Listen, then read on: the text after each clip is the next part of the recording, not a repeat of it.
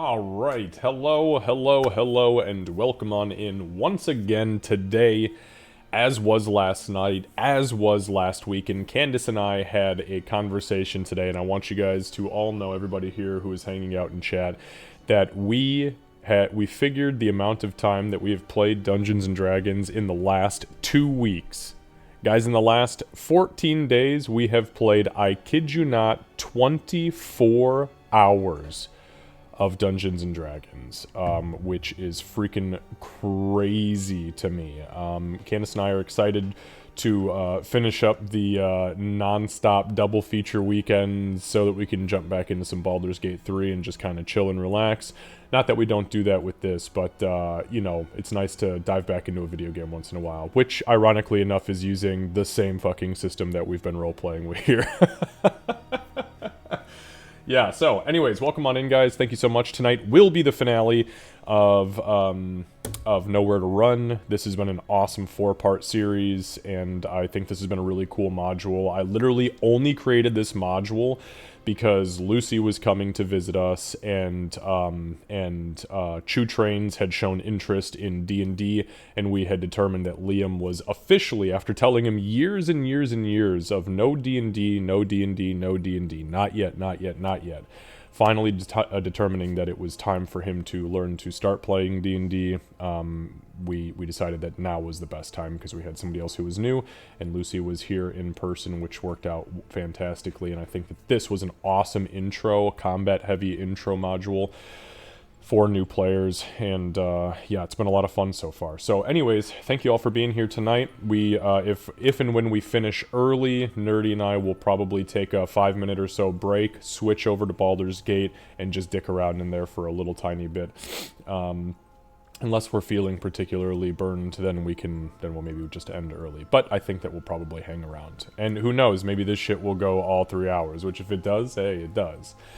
So, without further ado, I'm going to jump back over to the players. Thank you all so much. Oh, thank you for the posture check. My cock, I'm in this new fucking chair, and the lumbar support is working me over. So,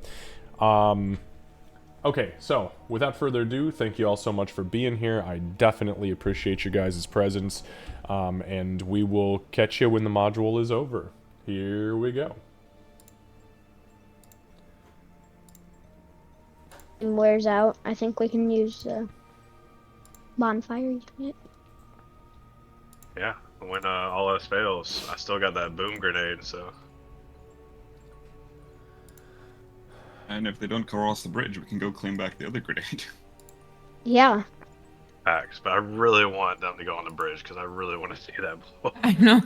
Actually, Yeah. if she hadn't beeline for us, I was gonna jump down and head over to the bridge to try to get her to come up that way so we could blow her up yesterday.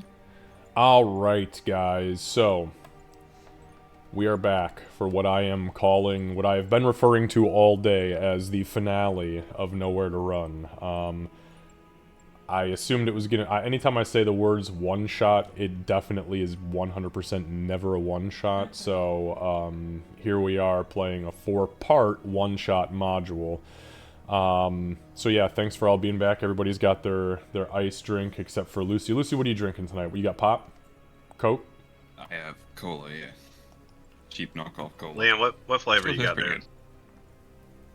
pretty Cherry, the Starburst. Man, we are twins again, bro. I get 2 nights in a row, man.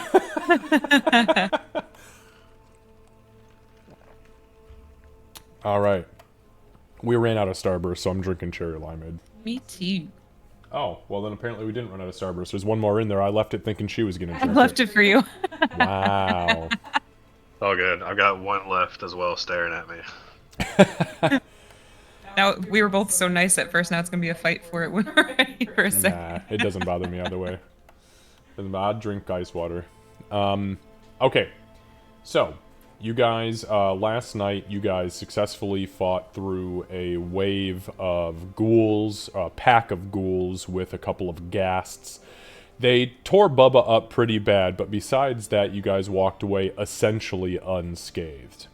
After that, you decided that you were going to go ahead and take a short rest because there was the potential that you might not get to after the the next whatever encounter, whatever the undead were getting ready to throw at you, as they've been kind of sitting on the outskirts of the woods and watching as you've been decimating their ranks. You feel that they're growing pretty fucking unhappy, however, because when they thought that they had gotten you, and when the DM thought he had gotten you into a very particularly tough corner, you decided to blast the vampire spawn with a daylight spell and drop a fog cloud on all the skeletons, so they ran around like idiots while the vampiress, I guess we'll call her, essentially detonated because of the sunlight. It doesn't help that she ran right through the fucking epicenter of that thing, so it was a hot mess for her. So where we're picking up tonight is literally right at the tail end of this fight. The vampire had detonated, and pretty much immediately after all of you guys had just jumped down off of the fishing area and just started firing down at the skeletons, Calypso took into her star form and began slinging motes of radiant energy, while Tabblegod jumped off the side of the dock and started bashing everything he could with his flail. And in the meantime, Ulfrig held the line and scorched everything that he possibly could. Not to forget to mention Tusken and Bubba, who obviously did their fair share as well. Although Tusken, the second round, kept Bubba as close as he could for as long as he could, because that first round, he wasn't doing good against them ghasts. Alright. Bubba. I have Bubba hanging with me tonight. You do see, it's so funny, Liam, you and I are so fucking alike, because when I play Marcus on Sundays, Dr. Sundamar, which is the intellect of our, Mommy made me this little brain that I perch up on my shoulder. This is Dr. Sundamar for Marcus's little buddy. Hi, Dr. Sundamar. Okay, so alright, so do I have any questions, comments, clarifications that we need to run through before we dive into it? Right now, none of your guys' defenses were harmed last night. In fact, you actually wound up repairing one of them. And yeah, that is that. Nothing major happened, as far as that's concerned. I know it lasts an hour, but how much time do you think I've got on the? Oh, with where you guys had ended, probably 50 minutes. That's what I thought. Okay. I mean, with where you're at right now. With that being said, you guys are unsure of how long it is going to take. What I will tell you is that from the edges of the wood lines that are surrounding you, you guys do hear a kind of a chorus. I was gonna call it a cacophony, but that's not indicative of what it is. It's more of a chorus of moans and growls and snarls and shrieks, both of pain and hunger, and maybe some hunger pains. As you feel as if though these things could at literally any moment just begin to swarm you in all directions. So, with that being said, why don't I have everybody give me a... Why doesn't everyone do a weird one for me and give me an insight check? And I say that because you guys have been watching. Something is here, something is in charge. So why don't you attempt to insight... to discern what the intentions of these creatures are now. God damn. Look, y'all been around... What the fuck? Show off. Wow. Okay, so you guys are positive that everything that had been thrown at you up until the vampire was fodder. Okay? You're positive of that. It was all just... But you can roll for Bubba if you'd like to. I believe insight is with intelligence. I think it's intelligence. So what's his intelligence modifier? It is -4. So he actually gets, so you're going to take that 19 minus 5 is a 14 minus 4 is a 10. Okay. So But that's okay. Bubba doesn't need to have the insight. Bubba's got the survival and he's got the courage, okay? He's our brave boy. But with everybody rolling as high as you did, he is a snag. Sneaky snag. With as high as you guys rolled, you definitely know that the first 3 groups were probably fodder. The 4th one with the vampire was meant to kill you. It was meant to kill you, and that very much angered the dead, because they feel at the you think they probably feel cheated out of lives. They've claimed none. They were toying with you, probably with those for testing the waters, because look, at the end of the day, the undead haven't encountered the living for as long as the living on this continent haven't encountered the dead. Fair. They've all been locked away. You all have been locked away from each other for 1,000 years, so they don't know what to expect, except for what they've encountered so far. So, with that being said, you feel as if though the next time they hit, they're going to hit you hard, and they're probably going to hit you with everything that they have as far as strength is concerned. You also can determine with that insight that you've got somewhere between 1 and 2 hours before that happens, and that is bringing you guys just to the cusp of dawn. Which is good, because it means that it's potentially the night. So, with that being said, what would you like to do? Well, I'm going to perch up top again. Actually, I climbed up there last time with the intention of using the zip line. I forgot about that, and she died. I want to look very carefully at the tree line and see if I can't spot anything while I'm up here first. So you're gonna do what? You're gonna try to spot? Yeah, I'm looking very particularly at the tree line right now to see if I can see any movement or spot. In what anything. direction? Honestly, probably to the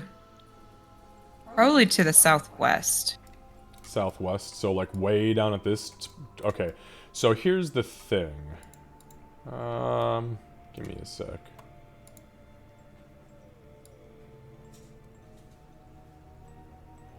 So you are almost 300 feet from that line. However, it looks like a lot on here, but 300 feet, seeing 300 feet actually isn't that bad, especially considering you're an elf, and considering you have this massive fucking daylight spell that has absolutely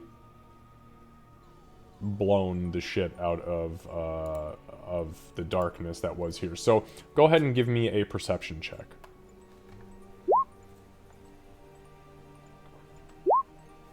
How's the nat 1?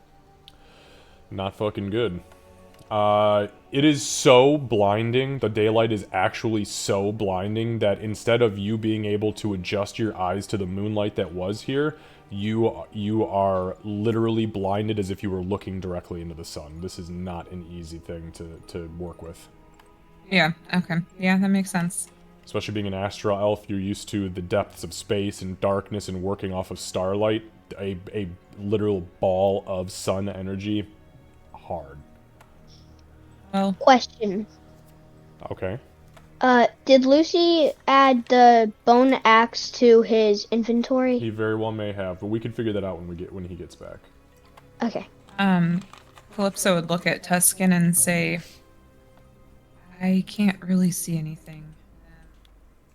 Hopefully this daylight spell will be handy with the next round. Do you want me to try to take a look?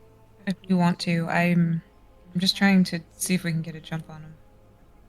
Yeah. You want me to try to look down in the same area you were looking at? Why don't you look out this way?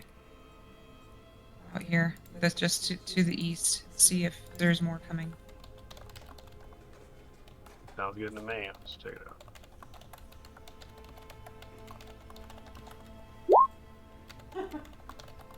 Fucking with you too.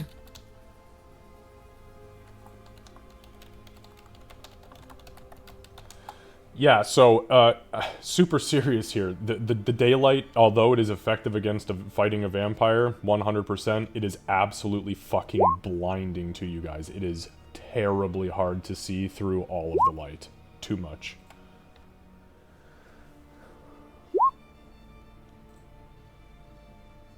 Right. I guess that I'll just be my head will be on a swivel, trying to just pay attention. I'm gonna be ready to shoot, and yeah, that's. I guess that's pretty much it for me.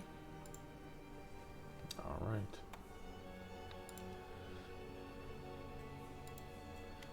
Anybody else want to do anything with this little bit of time you may have? May or may not have. Also, is Bubba coming up by y'all? I'm actually gonna leave Bubba down there with Table and Ulrich. Okay. Do you want to put him in the house or? Yeah, put him inside with y'all. So the first hour will go by, and nothing happens, but the spells that you two had concentration on do fade. Candace, how long did your story form last? Oh, it's 10 minutes. Oh, yeah. is it only 10 minutes? Yeah. Okay. That's weird. Don't the other shapeshifts last 2 hours? 2 hours. Yep, but this is only 10 minutes. But it's way more powerful, It's isn't it? super powerful. Oh, okay, If it that's what I lasted the thought. full 2 hours, it'd be way It'd OP. be fucked up. Okay. All right. I Okay. hate that it doesn't last the full 2, but I get why it doesn't last the full 2. Sorry, for the axe that Table God gave me, it wouldn't be a Yeah. battle axe, I'm guessing. No, I told you last night it's a hand axe. I told you. Remember, it's a makeshift hand axe.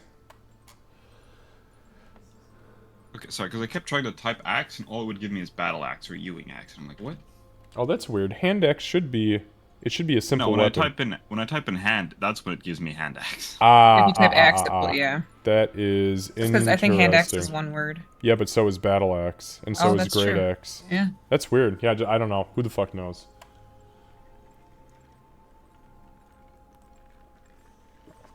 At this, oh, sorry, I was gonna say at this point, does it seem like it's the same level of activity that we've been seeing? Oh, even more so. And but here's the thing. Everything is shifting around you. It's almost as if the spirits of the fallen trees even are writhing up and around you in angst and agony. It's like everything around you is waiting on something, though you're not entirely sure what it's waiting on. Hopefully, whatever sent the spawn in here doesn't also require daylight to be killed, because I can't do that again.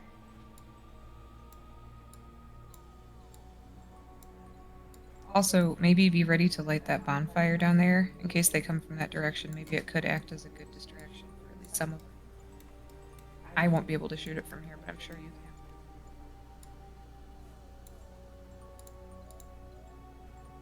can. Yeah. You want to go ahead and light it up now? No, because I don't want to attract anything that might not know we're here yet.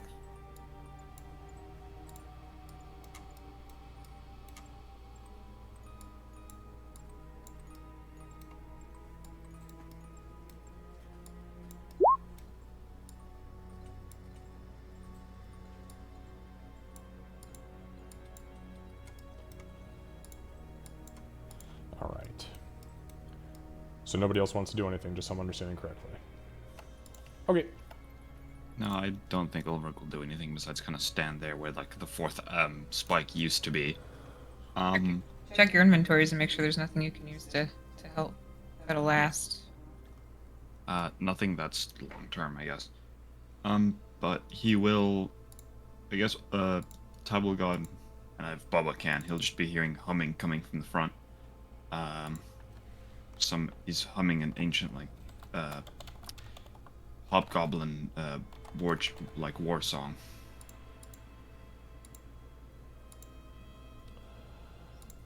All right.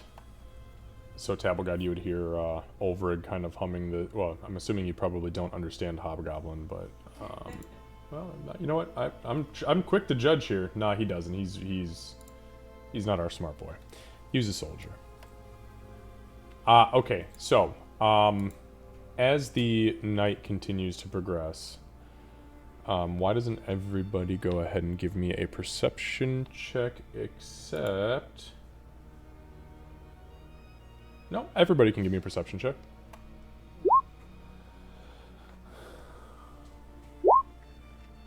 Goddamn.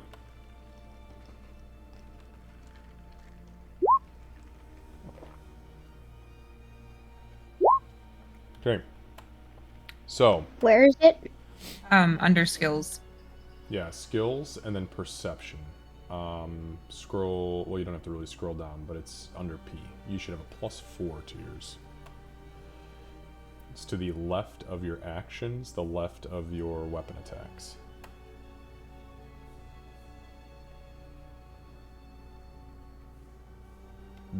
Do you see it? No. Okay, so the same spot you were rolling all your skills last night, Liam, where there's the athletics, deception, it's right below your stats and to the left of the word light crossbow, where you would click to make the attack. Right to the left of that, there's a whole column that says skills. Yeah, go down the list from your athletics. It says perception.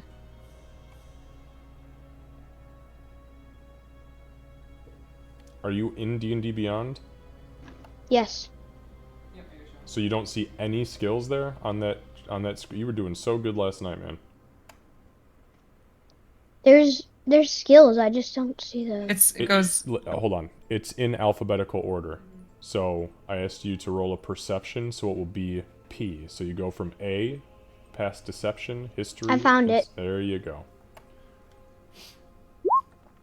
Everything in this program will always go alphabetical, except for your stats. So your strength, dex, con, that is physical stats followed by mental stats, intelligence, wisdom, charisma. Those are the only things that will never go in alphabetical order. Aside from that, everything else is arranged in alphabetical.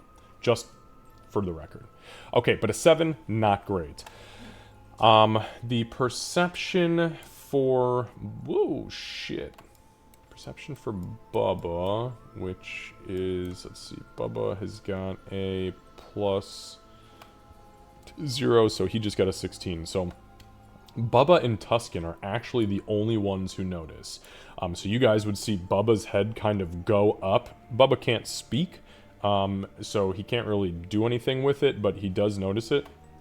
And then Tuscan, as you're standing and looking, you notice that down to the south of you guys, straight south, something appears almost suddenly on the stone below.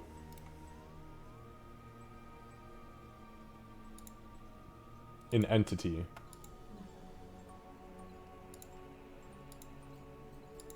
That looks like that. And it is watching you. And it is standing there and watching you. You have maybe an action or so that you can do or take if you would like to. But this entity appears, and as the sun is just barely starting to creep up on the horizon, you see its hand kind of extend from inside of its black cloak, and kind of a skeletal and semi-ghostly hand extends out and points past the fishing house, and you swear it points straight at you. Calypso, do you have an extra pair of underwear? Because I'm soiled now. What? I don't know if they'd fit you very well. Oh, shit. But, why? She starts looking around, like, trying to figure out what the issue is. Down south, there's something staring into my soul right now.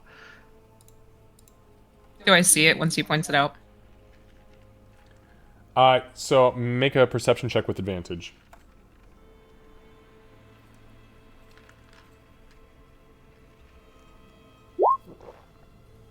$60.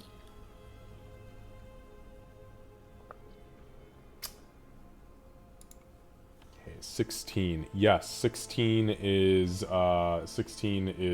perfect. As you point, you see the skeletal figure standing on the rock, finger kind of extended out towards you.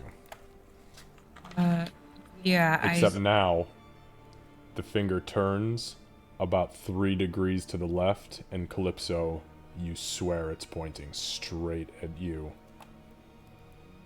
I don't have the spare because I am going to need them. We may want... I don't know how to alert them down there. It obviously knows we're here. Should we shout to them? Oh, it knows. We can Look try to shout south! to make sure they're aware. I'll holler, look south! So Ulfric and Tabblegod, you guys would hear, "Look south!" from the tree. I think I'm already looking south. You guys can make your perception checks with advantage since you were kind of pointed towards that direction. So Liam, you can go ahead and make your second perception check, same skill you just rolled, and you're going to do it with advantage. So if you... Can I close out the picture? Yes, you can. Yep, just click the X. I just popped that up for you guys so you can take a look at it, okay? Good question, though. Don't ever want you to be stuck. Okay, 23 is going to great. jail. Yeah, so Ulfric, you don't notice, but Tabblegod, even if you rolled better on the other perception check, Tabblegod, now you see that entity. And as you notice it, you see its hood very suddenly shift to the left and down, and the finger slowly follows, and you can swear that it's now pointing straight at you. I'm gonna say to Tuscan, seeing all this, maybe we shouldn't look at it. Maybe looking at it is part of the issue.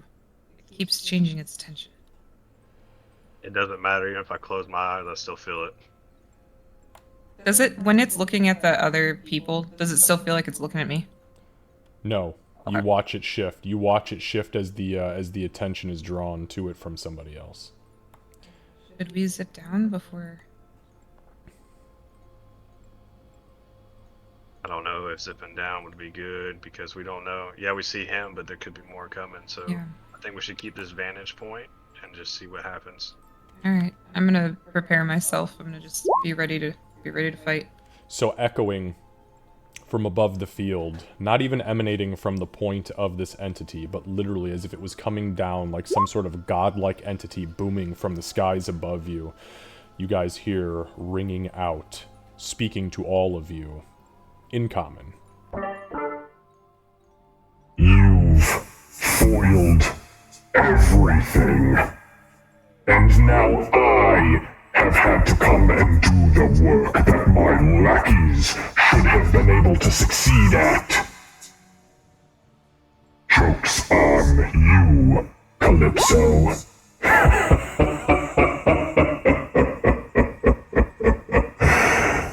I fear not the light of day. Rise, minions. Kill them. Scrap them. Bring their meat to our wagons.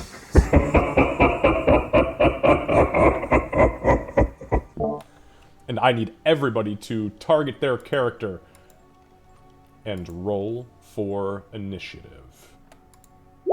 Just like to point out, he knows my name. When he finishes speaking, Ulfric will go, Show yourself, you coward! Where are you?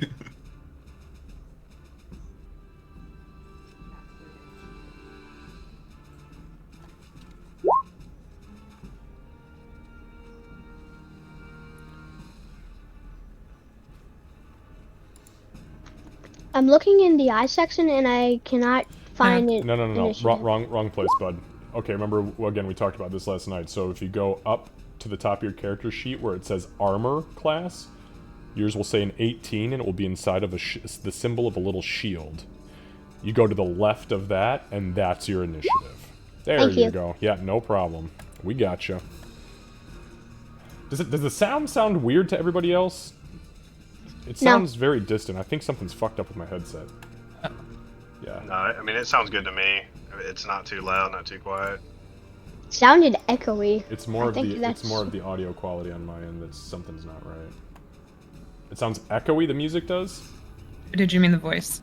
The voice. That's supposed to. Yeah. Yeah, you're still getting used to all the effects. Some of us have been living this nightmare for a few years now. What is my headset? and I still enjoy it. Oh yeah.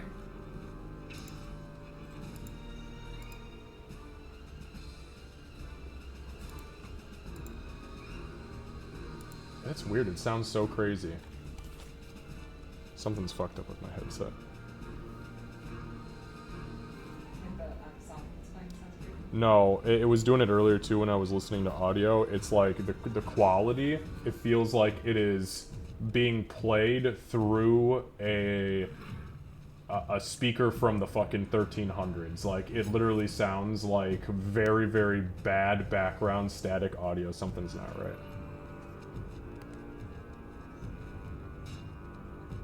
Did you move where it's...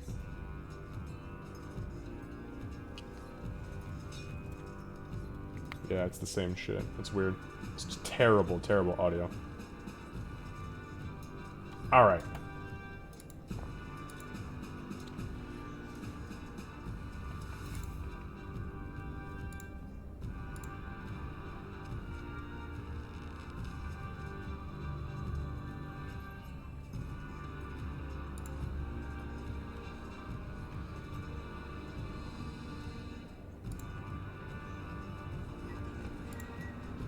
Alright, so, let's see, we've got a 5 for Calypso, 8 for Tuscan, Ulvrig, you've got a 15, Tabble God a 6, and give me 1 sec.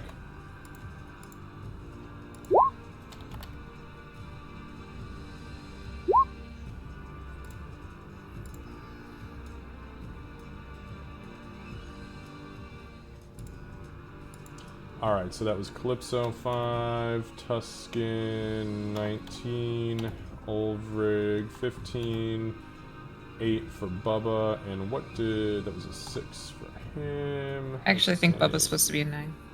He's got a +4.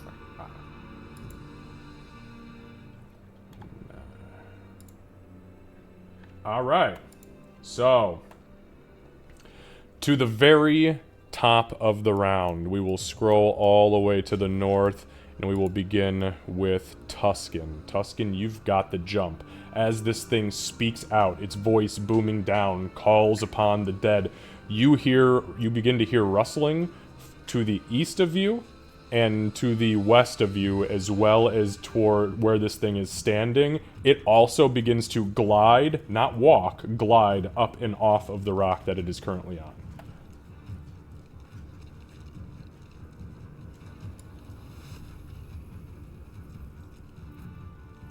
Alright. All I can do is try to take a shot at it. I should be well within range too with the longbow, so Yeah, well, it's 6 something with the longbow, isn't it? yeah. It's only it's like 600. 200. It's 200 plus for the short range, but you are going to be making him at with disadvantage, I believe, because the short range is 150, and he's like 270 or something. So go ahead and give me an attack roll, and if you want to do it with disadvantage automatically, what you're going to do is right-click on the plus for the attack, and you're going to click disadvantage when that little box pops up, and then roll. Beautiful. So 13 is the low. A 13 misses, but it comes very close. So the arrow, you launch this arrow, and Tabble God and Ulvrig, you would hear the twang from behind you, and as you look forward, the arrow is flying down towards this thing. As it begins to move, it comes about this close to hitting it, and there is this flash of blue, kind of ethereal energy in front of it that almost resembles a breastplate, like breastplate armor. The arrow, ping, bounces off, and then it vanishes again. It cannot be seen.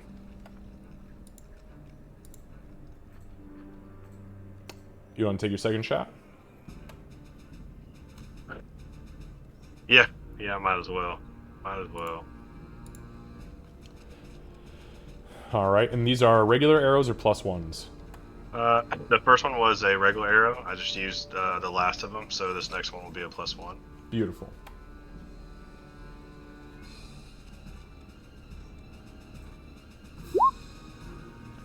Oh shit. Wow, that was with disadvantage? Holy shit. Yes, it is. Okay. So.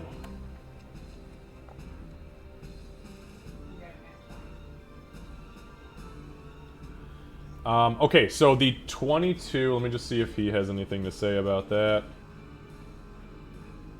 He does not have anything to say about that. Go ahead and lay some fucking damage on me. Yeah, so again, you see the blue ethereal armor flash into existence, but then you see these sparks kind of spit out of it, these red sparks, as the arrow penetrates and strikes it in the chest.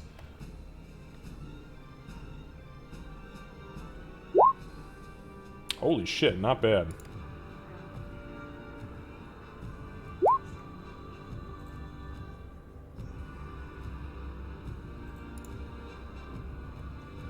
So that's gonna be...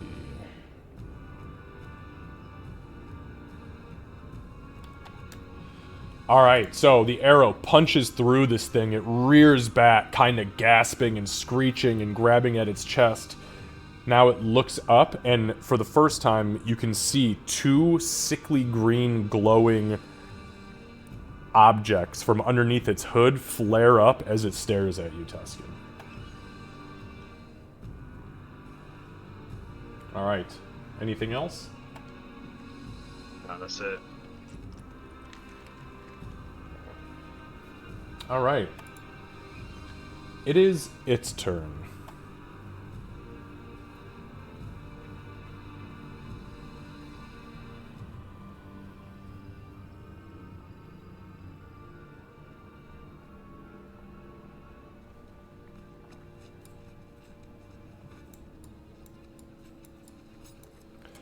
So this entity begins to move across the field. Eyes still staring up towards Tusken.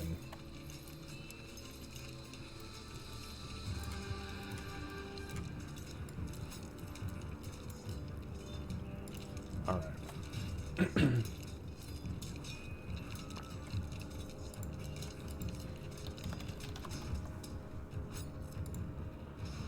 Give me just a moment.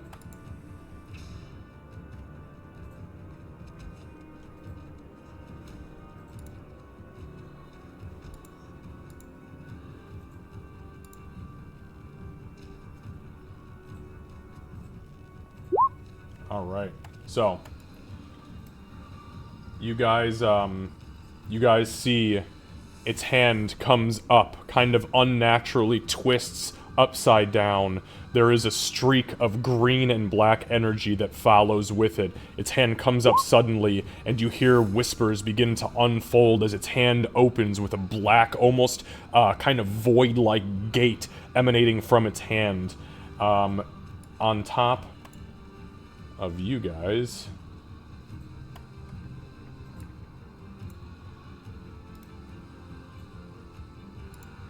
On top of you guys manifests this massive, and you guys see it, this massive undulating, that's the second time I've used that word today, sphere of black energy.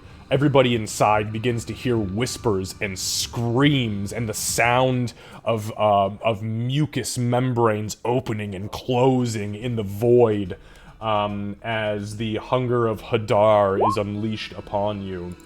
As that happens, everybody inside is completely 100% blind, period, end of story. You also, Bubba, we ain't in Kansas anymore. Yeah, the exact definition, by the way, the exact description, it says, this void is filled with a cacophony of soft whispers and slurping noises that can be heard up to 30 feet away, so that's terrible. Absolutely no light can penetrate it. Okay, so that is that.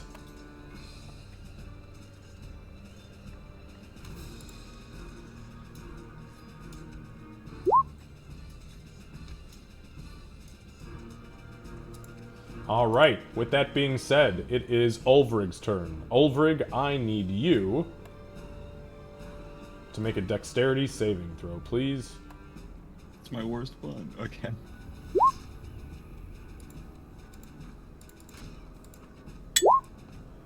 Okay. So first and foremost, you take 3 points of cold damage immediately. And for your dexterity saving throw... No bonuses to that? Nope. I got a +0. +0 is better than nothing. Or a negative. Yeah, no shit. Okay, so you succeed at the dexterity saving throw. You feel something rub up against the back of your armor, and you begin to hear the hiss of something acidic, but you manage to kind of step outside of the really terrible dark portion of it. So there's no issue there. With that being said...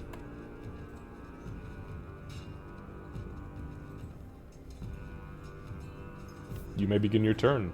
Everything that you are moving through right now is the equivalent of difficult terrain, so you're moving at half movement.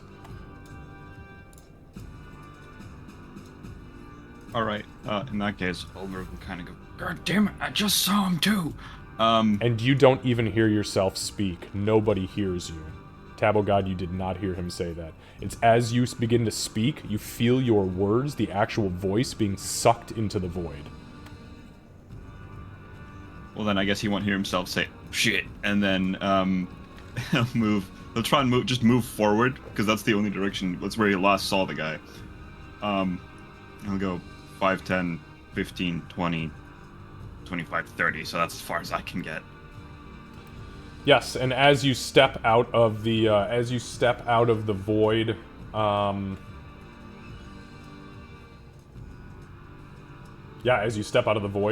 you do see the creature ahead of you, kind of looking at you and smiling, and you can see that its hand still has that kind of black void in the palm, as it is very, very clearly and actively concentrating on the energy that is warping everybody else inside. Anything else? I think Ulbrug will kind of just seeing that he's concentrating everything. I think Ulbrug will just go, Alright then. In case you can hear me, try to get out, Table God and Bubba. Also, Bubba, maybe not move forward as long as I remember you were. There's spikes in front of you. Up to you. Anyway, bye. and then he's gonna run forward. I'm gonna use my action to dash. Okay. Yeah, and those of you inside the void do not hear that, but those of you behind the void do hear it kind of echoing out. So he's gonna get it to about there, and that's about all I can do. Okay, perfect. Next is Bubba. So, first and foremost, Bubba needs to make a dexterity saving throw.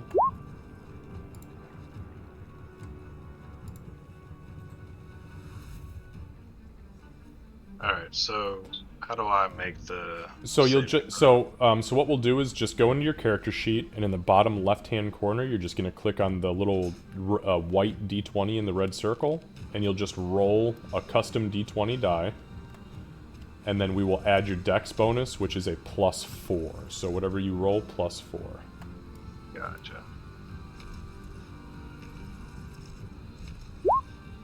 19 plus 4. Bubba definitely succeeds. So Bubba does not take the acid damage, but he does take 3 points of cold damage from the void. So,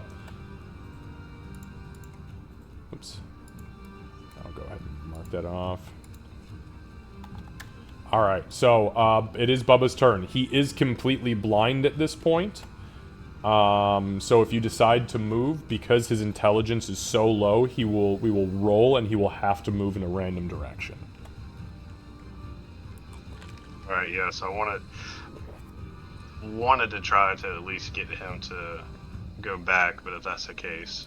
Now, I will allow you to try to turn him around and go back, and what I'll do is I'll reduce them. So normally what I do for random movement for blind entities that are unintelligent or low intelligent is that they have to roll a d8, and they move in the square going clockwise from the very top around 1, 2, 3, 4, 5, yada yada. But if he is going to intentionally stop and turn all the way around and try to move, we will reduce that number to 5. So it'll be 1 to the left, 2 to the upper north, straight back is 3, and so forth. That way he does not have to move in the forward direction. Okay, and you said that was a... So I'll go ahead, I'll throw the die here, give me 1 second. I'm going to roll a d6, and I'm going to subtract, well, if it's a 6, I'll just roll again. Up, and of course it rolled a fucking 6. Give me 1 sec, re-roll that. And it rolled a 6 again. Oh, it better not roll another 6, otherwise we are quitting this game. Okay, it rolled a 3. Wow, 3. So it actually, so a 3 is exactly straight back towards the door. Now, Bubba is still blind, and Bubba does... you guys never boarded this door up, and it doesn't lock, so he can actually just push it open.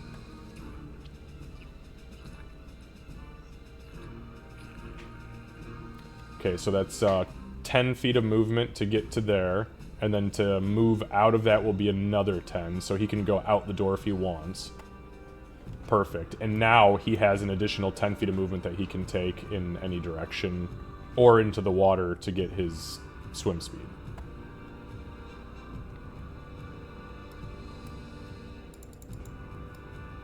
Zoom it in here for you guys when we get in on the action. This right here is the Hunger of So now that Hadar. he's in the water, can he swim and get on land right here? So yeah, go ahead and give me, because he did fall 10 feet, go ahead and give me a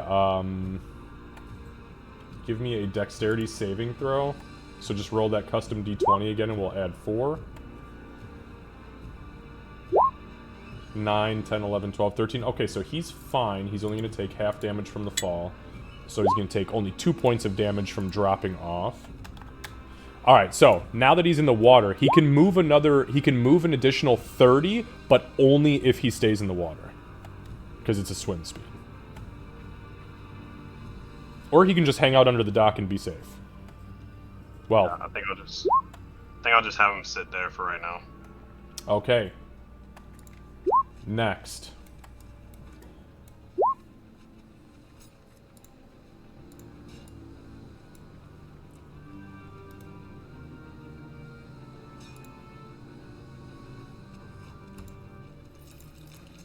I will. Oh, hang on, it's not you, bud. Sorry. There's another creature back here. So, behind this spellcaster comes another creature that is clad in studded leather armor and is currently wielding a longsword with 2 hands. Its body is being held together, very bone-like, but has some kind of emaciated gray flesh. But it's all being held together by this like red energy that's kind of zipping back and forth across its body. It jumps up onto the rock. The creature that is holding this spell looks back and kind of chatters something at it that nobody here understands according to your languages. You see the entity nod as if understanding it, and it begins to sprint.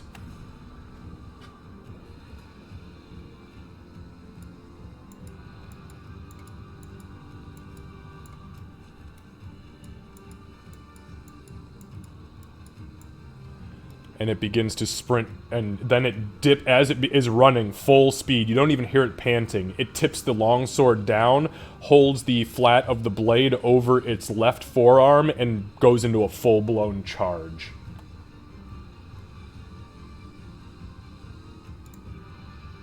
Alright, that is going to end its turn because it had to do that. It had to double move to do that. Alright, Tabelgod, it is your turn, my dear boy. So, what I need you to do, so first and foremost, you are going to take 7 points of cold damage because you are inside the void right now. So, on your character, you remember how to do the damage calculation? Okay, excellent. And just tell me, what does it say after you push damage for your total HP? 26. Beautiful. Well done. Thank you. So, now I need you to make a dexterity saving throw. So, for this one, where your skill section is in the middle, you're going to go to the left of that and just a little bit above it where there's a box that says saving throws. And you're going to click the saving throw that says dex. And actually, you'll probably, I think it's still broken, so you may need to right-click on that and then click the word roll.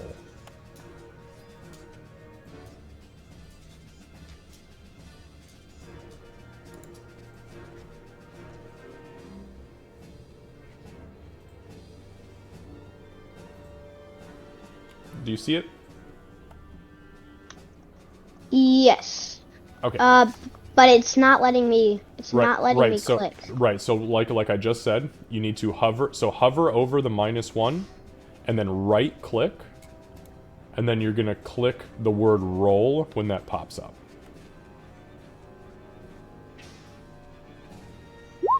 There you go. There's a bug right now, unfortunately, with D&D Beyond. Thankfully, we know the workarounds for it, but it's a pain in the ass until they get it fixed. Very well done, and thank you. Well, not well done on that fucking dexterity saving throw. So, you take 5 points of acid damage as something touches the side of your face, a long, kind of slimy tentacle, and you feel something begin to sizzle. However, you are a dragonborn that happens to be resistant to acid damage. Therefore, you only take 2 points of acid damage instead of the 5.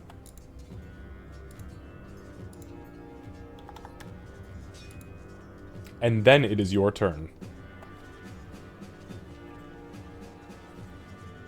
Okay, so I will try to get out of this mess before I start actually trying to defeat these guys. Okay, so yeah, if you move straight forward, which is where you know you are facing, it will just cost you double movement to get out. So each square for these first 2 blocks here and here each cost 10. So you have 30 movement? Yes. Okay, so to get out to this square will cost you 25 of that 30. Yeah. Okay, so you can go ahead and move yourself. If that's the direction you want to go. You can go any way you want, though. Yeah. Okay. Yeah. So you get out, you have 5 more feet of movement if you would like, and you can now see just ahead of you is this entity right here is charging Ulvrig with its longsword down, and the entity behind you is still focusing on the magic that it has in its hand. I will move right here, Okay. and that will be the end of my turn. Okay, you don't want to... Actually, You want to fire with your crossbow or something? Or throw Yeah. an axe, or... crossbow. Beautiful. Who are you going to fire at with the crossbow? The creature charging Ulvrig, or the one that's concentrating on the spell?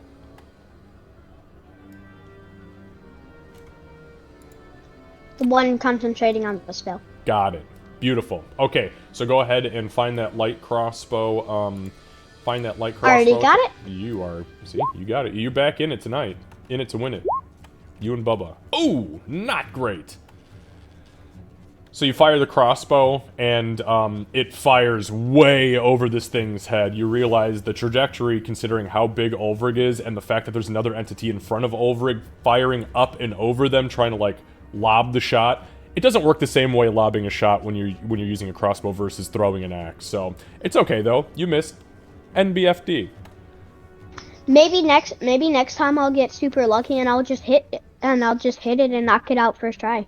Hopefully. That'd be great. You've done that to a few Do that. skeletons. Do that. All right. I hope. Calypso. Yeah, the moment that she hears creepy voice say her name, I'm going to shift into my night ninja form. All right, so I've got the pink dot on you for Night Ninja. So again, you, Tuscan, you would see the starlight kind of begin to emanate off of her as her body takes on that starry, almost constellation-like form. And nothing is within range at this point, but since we were hearing things, I am going to,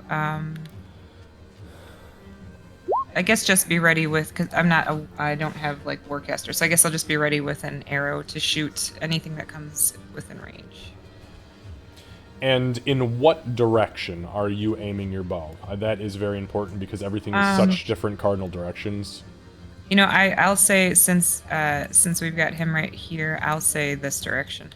Okay, so anything To coming the from west. the west? Yeah. Perfect, understood. All right, beautiful. So, that brings us to our next round of friends. To the very far northeast.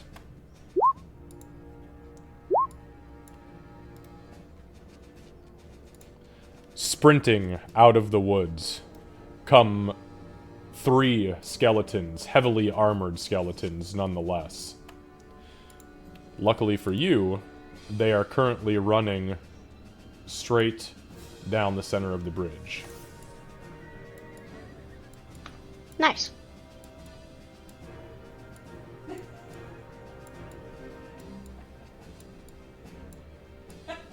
Okay, so this skeleton is going to sprint and get to there.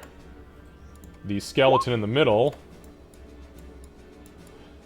runs dead center into the fucking bear trap, which had been laid out quite some time ago.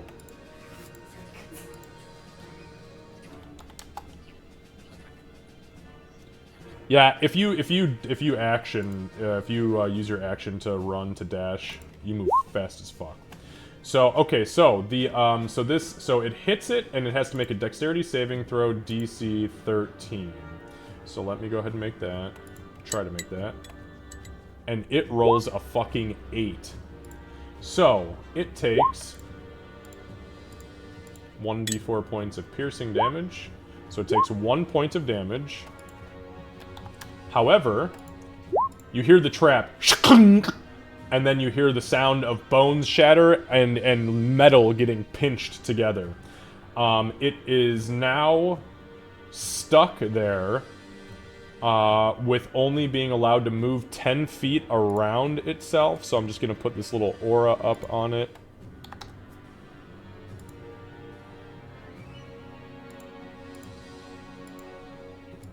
There we go. So now we know it can only move that far, as it is now stuck on the length of rope that is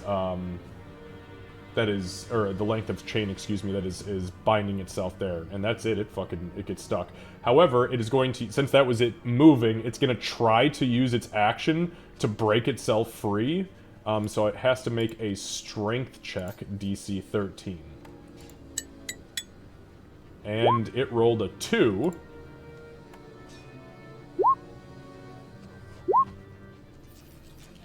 And every failed check deals another 1 piercing damage. So it takes another point of piercing damage as it fails to pry itself from the fucking trap. Alright. The other skeleton gets to there. Turns, kind of facing the tree. It ducks down partially behind the bridge, giving itself some cover, and as it comes back up, it's wielding a short bow, fully drawn back, and fires up into the tree. However, I believe a short bow is only 80, isn't it? It is. Yep, so it's making this at disadvantage. Oof. Man, that was terrible. Even my high was shit. Yeah, so that was a 9. So an arrow flies up into the boughs of the tree next to you guys.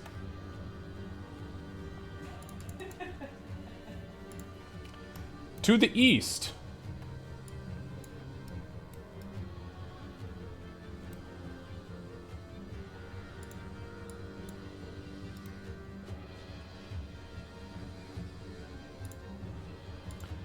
An additional 2 skeletons appear and begin to move. However, because even though they are not within the perfect range, they are still technically within range of Calypso. And Calypso, that means that your reaction triggers, so you can take 1 shot at the first skeleton here, and that is with disadvantage.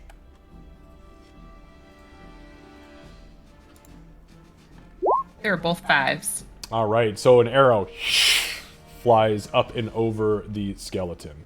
So that was 5, 10, 10, 15, 20, 25, 30, and then 10, 20, 30, 5, 10. Alright, so this skeleton down here and this skeleton are both moving up towards you. The one further down to the south also has a short bow, and it pulls an arrow back and is going to attempt to fire an arrow up at Calypso. It is doing so at disadvantage. And that is a high of 10. So another arrow flies up and into the boughs of your tree. And that brings us back to the top of the round with Tuscan.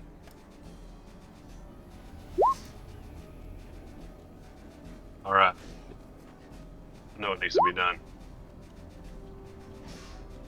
I'm gonna shoot an arrow at the at this little bomb we got over here on the bridge.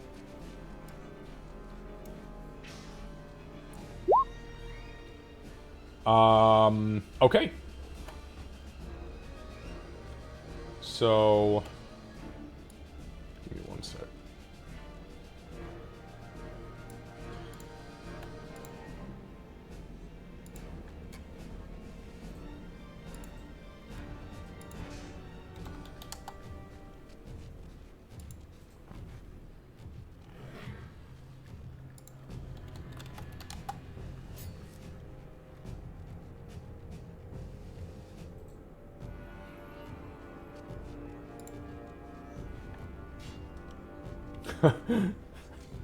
Okay.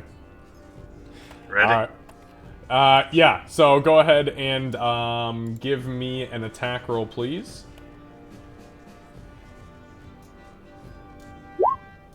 21, man, good for you, because guess what? Without utilizing fire to try to hit it, the AC was 19.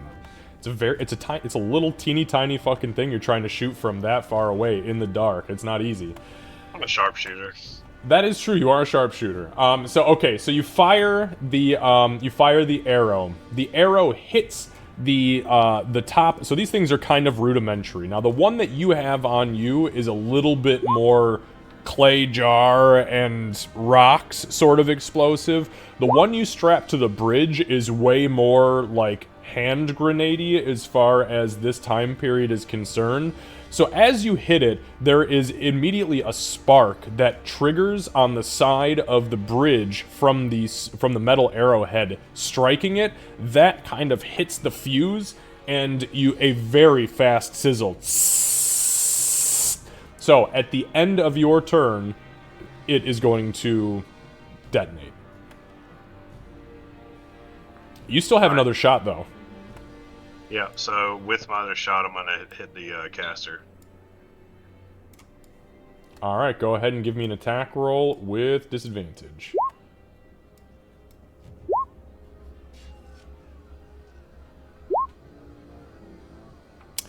Yeah, so this one doesn't hit it. It actually falls short and clips the wooden wall. Doesn't do any damage to it, but it is unfortunately an obstacle that was kind of in the way. If it would have been just a little bit over, it may have sailed straight down into him. Alright, make sure you're marking those arrows off, and then we will move on. So, your turn ends. As your turn ends, to the east, everybody on the field hears as a massive explosion rocks the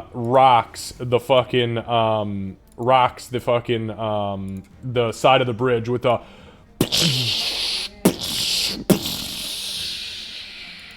Let me make some saving throws here really quick, because Thank you for that immersion. That was awesome. I did some digging. Look, you guys said you wanted to strap a grenade to the side of the bridge, That was so awesome. Somebody clip it. all Please right. clip it. So here we go for the saving throws. These are dexterity saving throws. Thank you, Rose. Oh god, they actually both succeeded. However, I will let hang on. They still take half damage. So, Tuscan, I'll let you roll this since it was your grenade and your idea. So I need you to go into that custom die roll section, and you're gonna roll 5d6. So roll 5d6s. Yeah. So click that d6 5 times, and then click roll, and let's see what we get. And now we're gonna reduce that by half because they succeeded at their saving throw, but it's still 5d6. And if you like rolling a lot of fucking dice, you should think about playing a wizard sometime.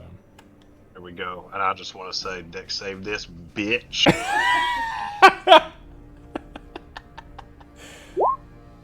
Shit, 23 is not bad, so we're gonna round that down and reduce it. So we're looking at 11 points of damage.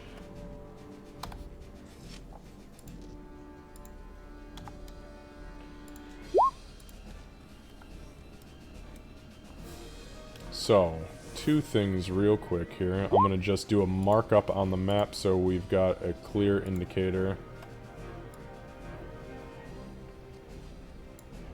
So that part of the map is completely destroyed. This guy got knocked back 20 feet and is barely moving. The other guy that was here, the other skeleton that was here, there's literally no trace of him. You saw its body just turn to dust when the grenade went off. All right. Now that was just a your turn ends, this is what happens thing. So, okay.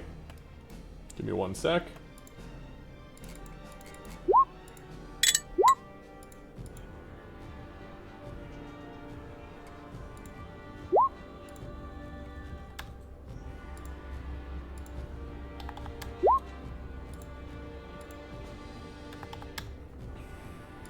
Okay, so the entity that is back here currently concentrating, it is its turn.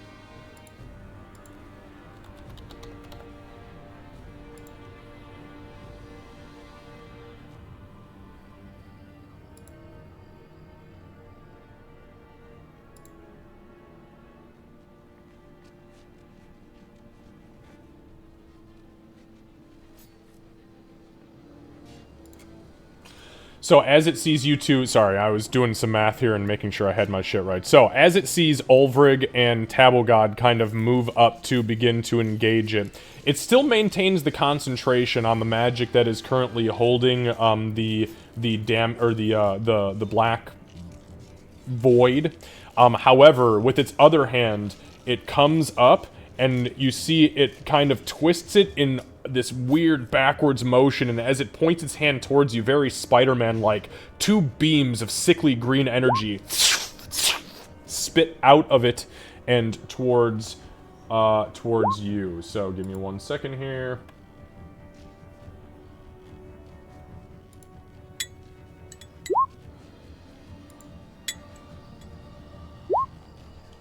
I don't know what I got myself into by moving up and moving out the front door, but I think that was a bad idea.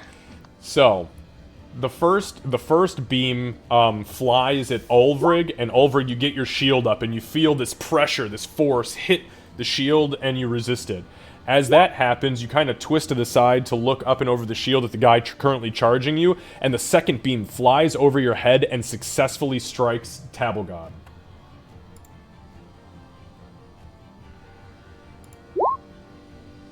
Tabblegod, from the Eldritch Blast, you take 3 points of force damage.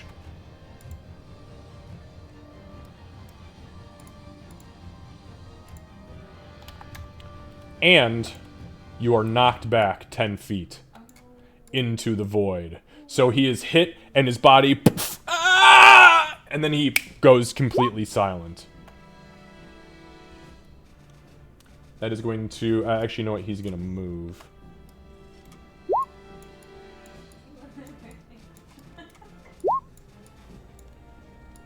Alright, so he's gonna move there.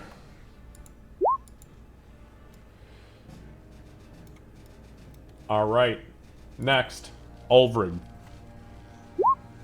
So Ulfric sees what happened to Tabblegod, and now he can't see him anymore.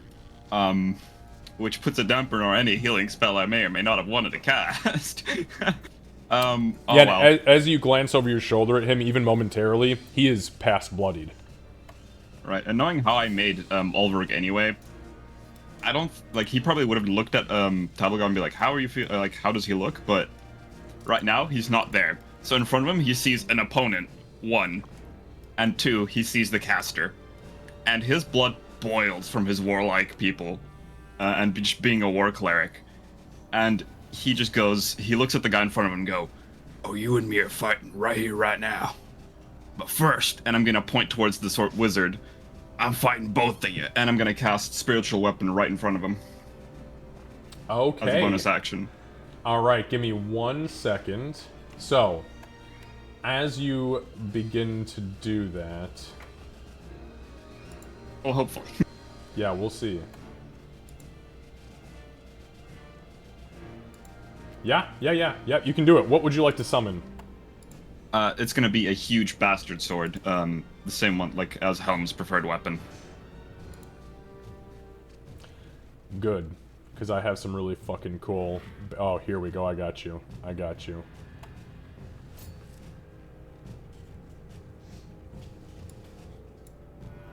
Hang on, not that big. It's only 5 feet. That's cool as fuck. I like Fuck it. yeah, man, are you kidding me? I mean, come on, look. I invest in my divine casters. So, as you say, I'm gonna fight you, you spin your hand, and this bastard sword spins into existence. Go ahead and take your spiritual weapon attack on the caster. Alright.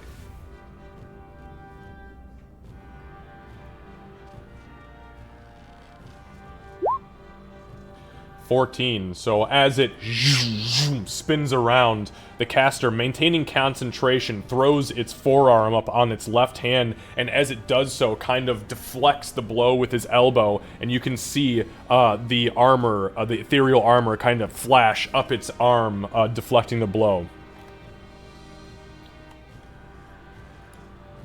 Well, he's gonna look at him and go, "Made you flinch at least," and then he's gonna go, forward 5, 10, 15 and go, "Now it's you and me, buddy," and he's gonna swing his hammer at him. All right.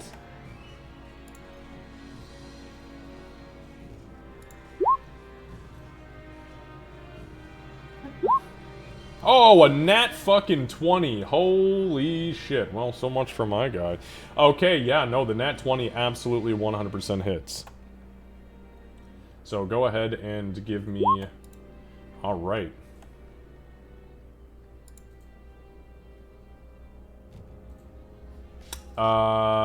Is this magical?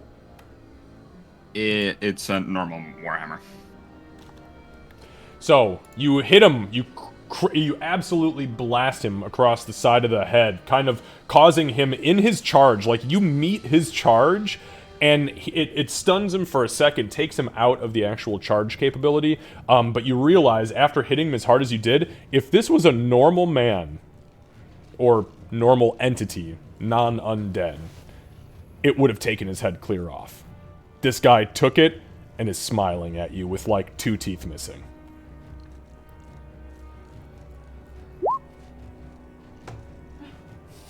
That just makes Ulverin smile even more, because he spent most of last turn just doing nothing, so he has a little bit of bloodlust going, especially because of his essentially being Hobgoblin. And that'll be my turn, because I can't do anything else. Alright, Bubba. Bubba the Snake.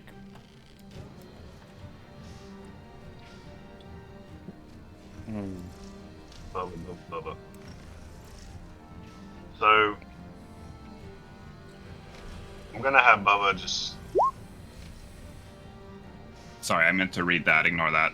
Yeah, no problem, bud. swim out just a little bit in the water there. Okay.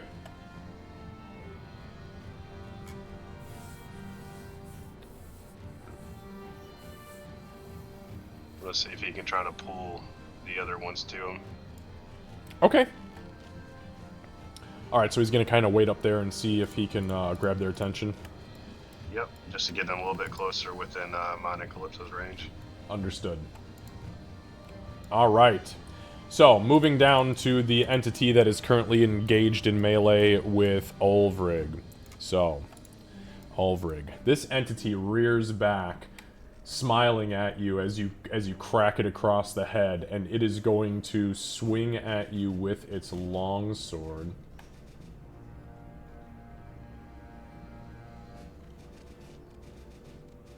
Let's go. Duel of the Fates is play. Shit. Is that a nat 20?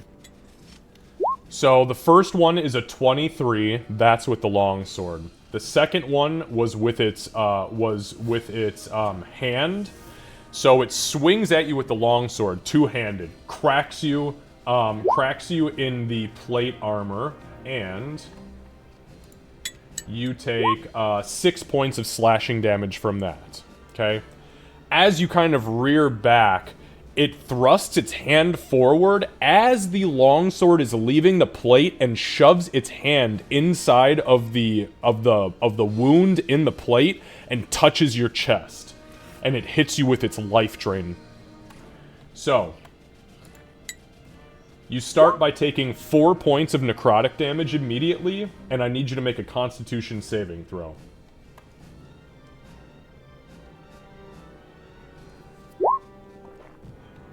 A 10 is a failure. Your total hit points are permanently reduced by 4.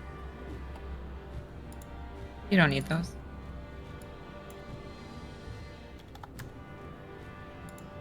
All right. So, with that being said, did you change your tokens HP? No, I changed Dean to Beyond's first. Yeah, no problem, no problem. I'm not rushing you. I'm just making sure that I'm not doing it for you. I did change your token's new max total with the life drain having taken effect. So as it touches you, you feel nothing. You've never felt anything like this before. Other sentient creatures that you have fought as a warring, especially as a warring race, a hobgoblin, they do not deal in necromancy like this. So feeling literally your essence, your blood being pulled out of your body into this thing, you realize, oh shit, this guy's no joke. With that being said, you see 2 teeth regrow in its mouth where it absorbed your life.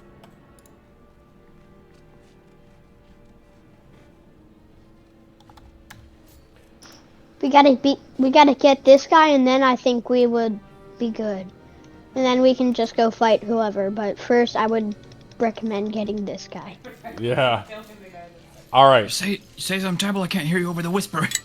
Yeah, you can't hear anybody out there. Tabelgod, it is your turn. You immediately, starting here, you take 4 points of cold damage. Because you got knocked back into it. Unfortunately, it's when you start your turn there. This guy knew, the spellcaster knew what he was doing. And I need you to make a dexterity saving throw, please. And if you need help with that one, just let me know. My rule of thumb as a DM is, remember, there is no shame in asking for help. To everybody. Fuck yeah, look at it. See? You're on it, man. You're on it. Unfortunately, a 12 is not a success. So, you take an additional, holy shit, 11 points of acid damage, but you are a Copper Dragonborn, therefore you are resistant, I'm sorry, not, what are you? You're copper or bronze? Copper. Copper. So you are resistant to acid, so you only take 5 points of acid damage.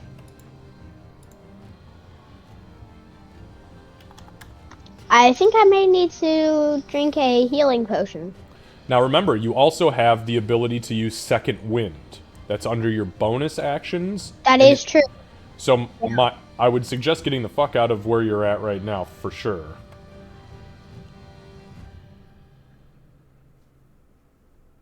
Yeah, so I'm trying to help going him as much as I to possibly move can. He's out got so of much stuff this. he can use to keep himself alive that he's not using.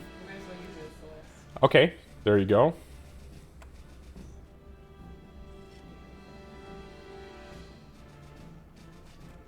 Oh, smart. Are you... I thought you were going behind the... Are you going behind the wall? I thought that's what you were trying to do. I didn't know if you were actually doing it or not. That actually gives you cover. That gives you 3/4 cover. So, it means that your AC goes up by, I believe, 5. Yep, you have a +5 AC while you're behind that. Okay, so that is your movement action. Now you have an action and a bonus action. So if you want to, you could drink a potion and Second Wind, or you could fire your crossbow again and use your Second Wind as a bonus action, which will heal you.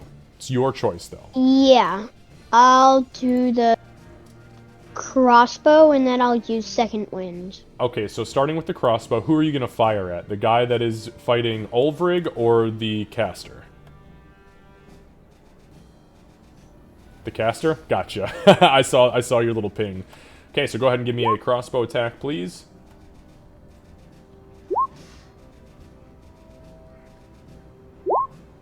An 8. Unfortunately, an 8 does not hit.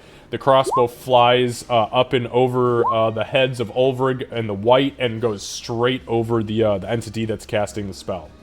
So, How much bolts do I have left? oh, good question. You know what? So you fired 2 this game, I believe, correct? Yes. Okay, so you have 5 left. I just reduced it to 5 for you. You can refresh your page, your D&D Beyond page, and it should reflect that. But you have 5 shots left. But after those 5 shots, you still have 2 hand axes and a dagger you can throw if you really want to get frisky. Okay, so with that being said, though, that's your action. So your bonus action. So Liam, under your in the spot that you just rolled the crossbow attack, where it says all, followed by the word attack, action, and bonus action, you're gonna click on the bonus action tab, and then where it says the 1d10 plus 5, you can just click the 1d10 and it will roll for your second wind healing automatically. And that can be your bonus action if you'd like to. Oh shit, nice. So you heal for 10 hit points.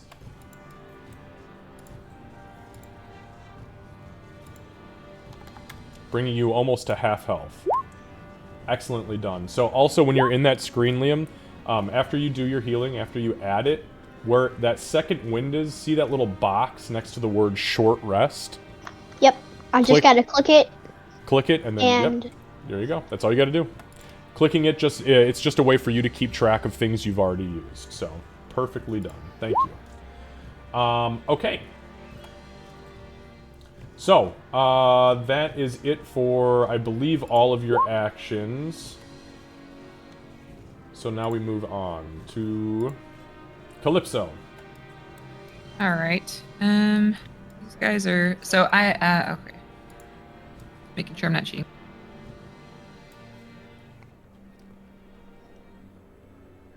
Okay, yeah. So I'm going to, on this guy right here, use my free, I guess, use of guiding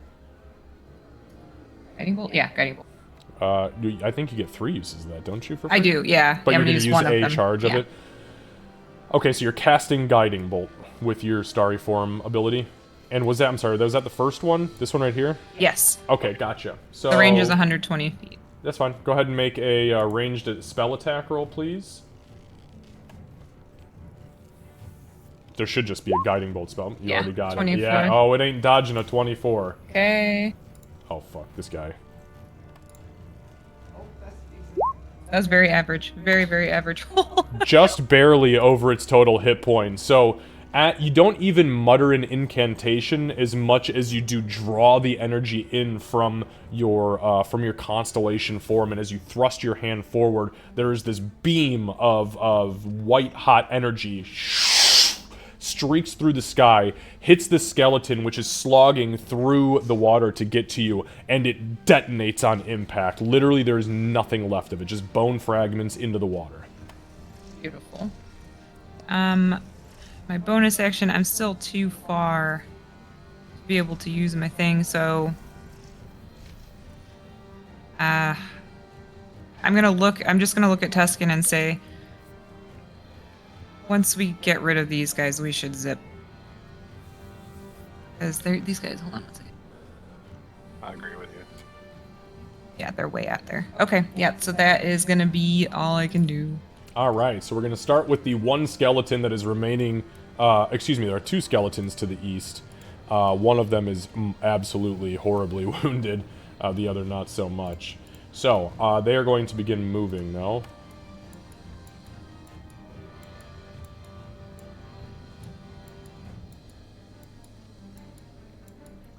Alright, so they have both, at this point, drawn short bows.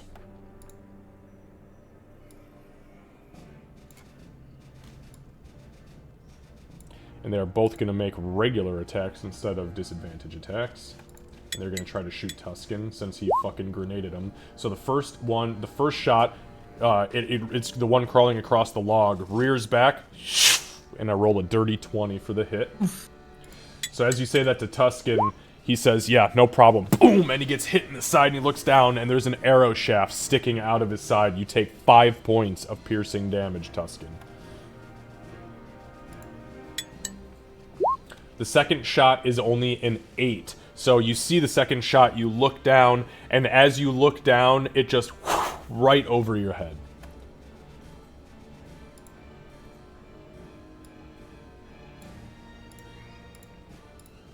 So that's 34. You said 8 points of damage? No. Sorry, no, it missed you. It rolled an 8 to hit you. So you only take the 5 points of damage total, so you should be at 29. Alright, so that's those two skeletons. Over to the east is the archer that is over here right now, and it is going to move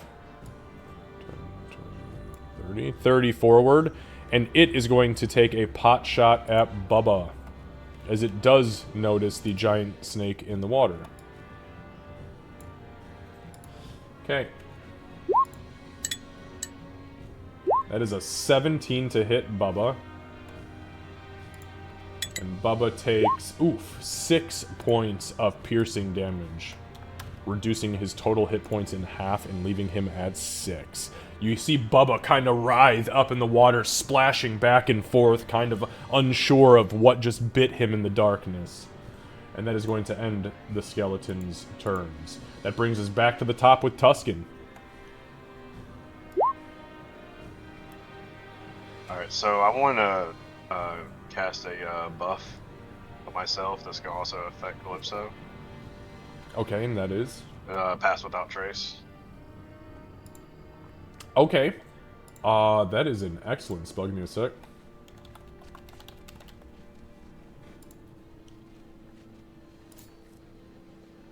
And you have spell slots for that? Oh, you shouldn't have spell slots for that. I thought you used all your second level spell slots on the cordon of arrows. Yep, never mind. Alright. PG, go next. Alright, no, I'm gonna launch an arrow at the guy that hit me. Alright. Okay, the guy in the... Yeah, okay, perfect. And you are making that roll without disadvantage. That's a straight roll. My man's about to not have a good time, I think.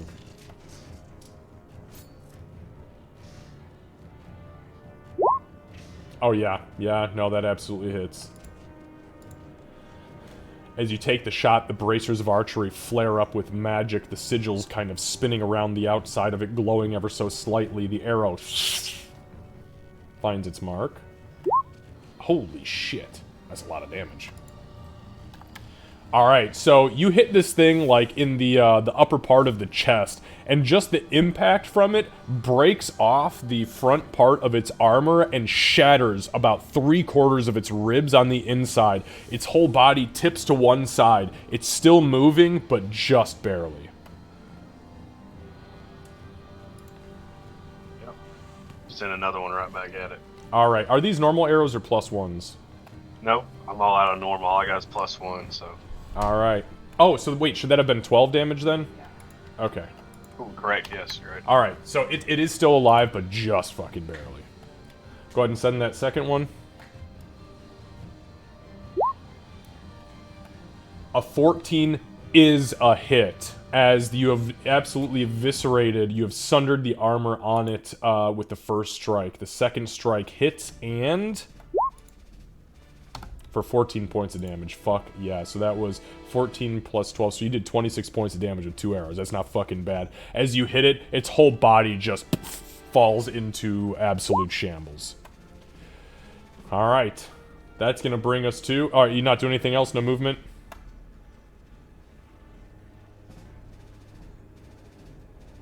I know you want to. I'm just... You know what? Yeah, I'm gonna zipline. Oh, shit.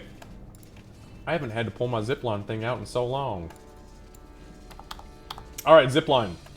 So, Tuscan jumps on the zipline and begins, after firing his 2 arrows very proficiently, and begins to fly down the zipline towards the house.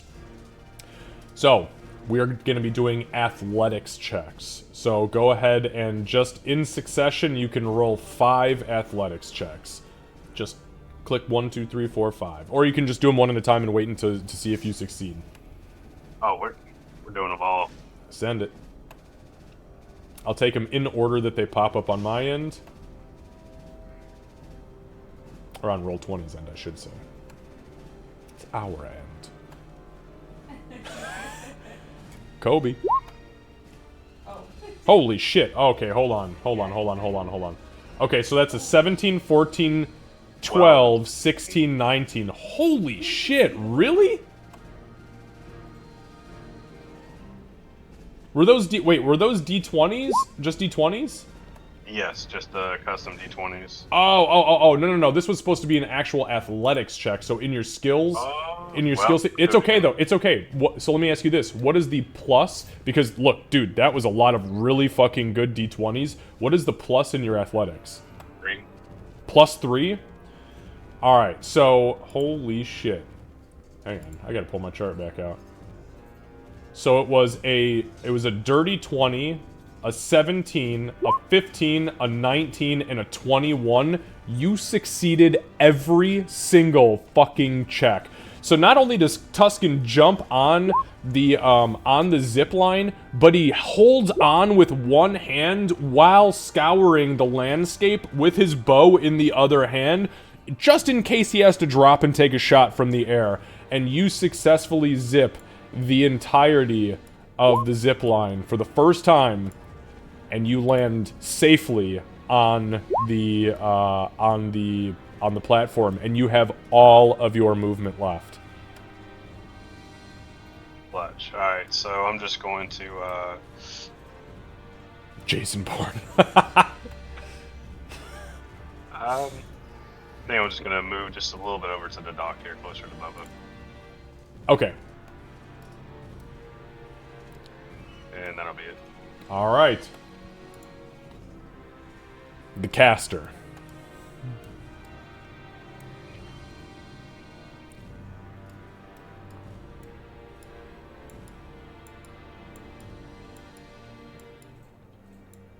So the caster is going to move here. He's going to turn. Those are some good fucking rolls, by the way. I've never seen 5 D20s get rolled and all of them be that high before.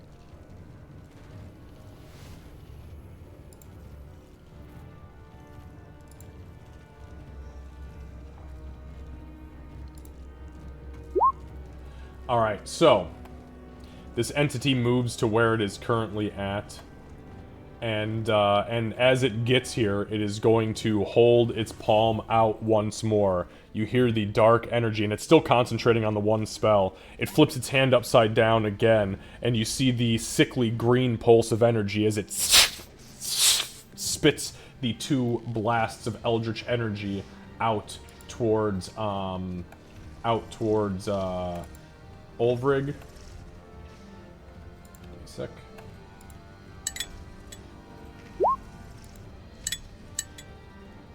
And Tavelgod. So the first for Ulfrig is a 12. That is a miss. And I rolled a 15 for Tavelgod, which is a miss. So Tavelgod, as you're down behind the barrier, you're breathing heavily. Focus. You look inwardly, and as your dragon eyes kind of close and your wounds begin to kind of seal themselves, you hear against the wooden wall in front of you, and as you look up, there's a softball-sized hole through the top where your head just was. And this entity is going to end its turn. However, give me one moment.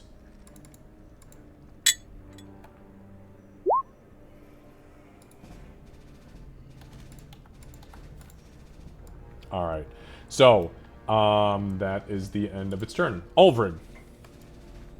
Right, Ulfrid's gonna take the hit and go, There's some nasty stuff. But if you gotta use magic to win a duel, then you're a bitch. and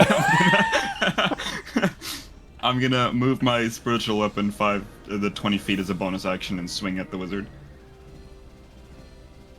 I can't control it, so you're gonna have to move. Oh, I got you. Sorry about that, bud. But you know what? You can control it. Hang on. You deserve to control it. I You am got going... the power. There you go. Now you can control it too. Awesome, But thank it you. does move up. It spins. Why did that sound so much like fucking Mjolnir spinning in the Thor movies? Didn't it? Because clearly I it's was thinking Mjolnir's cousin. lightsaber, but I've been playing a lot of Star Wars stuff, so... I was also thinking a lightsaber. Fair enough. It looks like a lightsaber. No, I'm okay. You take whatever you want. Fuck off. An 8, no. So unfortunately, it is just a little bit ahead. The two beams come out of its hand, and as it is swung at, it ducks and it spins from overhead. Alright, so I'm gonna make a roll here, and I don't want you to tell me the result just yet. Because I'm gonna swing at the skeleton in front of him. Okay. So you're making an attack roll? Yeah. Okay, understood. I appreciate you telling me that. I'm so happy that people read their skills and know like what will be determined pre or post. Okay, I will not tell you.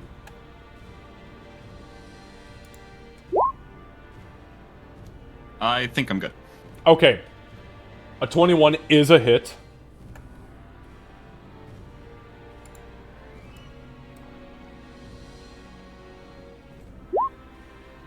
Okay. Those are some good rolls. Yeah, both of them. And yours is one-handed, right? Because you got the shield. Yeah, it's just one-handed, so it's just 10.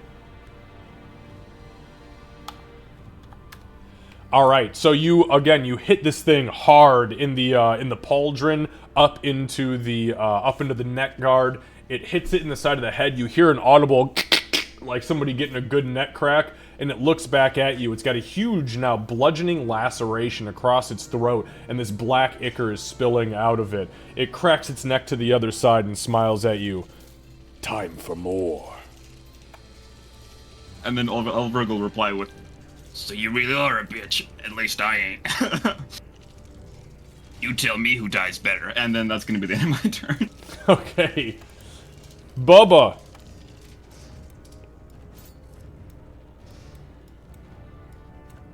Alright, well. So Bubba knows that he's about to be outnumbered, so he can't really swim and get caught out. So I'm just going to have him swim since I landed on the deck. I'm going to have him swim closer to me. Okay.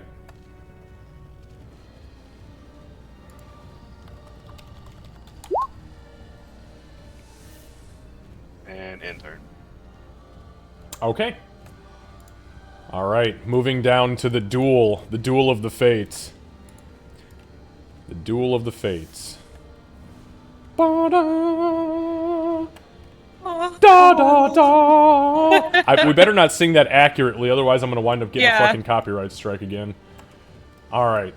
Okay. So this guy, he kind of looks at you, and as you are taunting him, he is smiling, and he says to you as he is getting ready to swing the longsword again. I don't need to use magic. This is all natural, bitch. And he swings the longsword two-handed.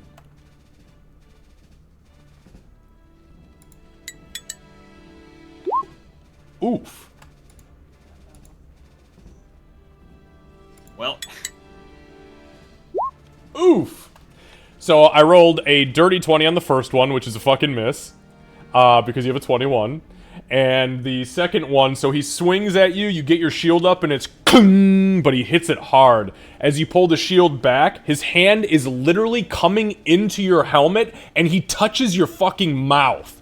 But you manage to spit him off, and the fur around your mouth manages to block you from taking the touch attack. And that's the end of his turn. That is it. Tabblegod.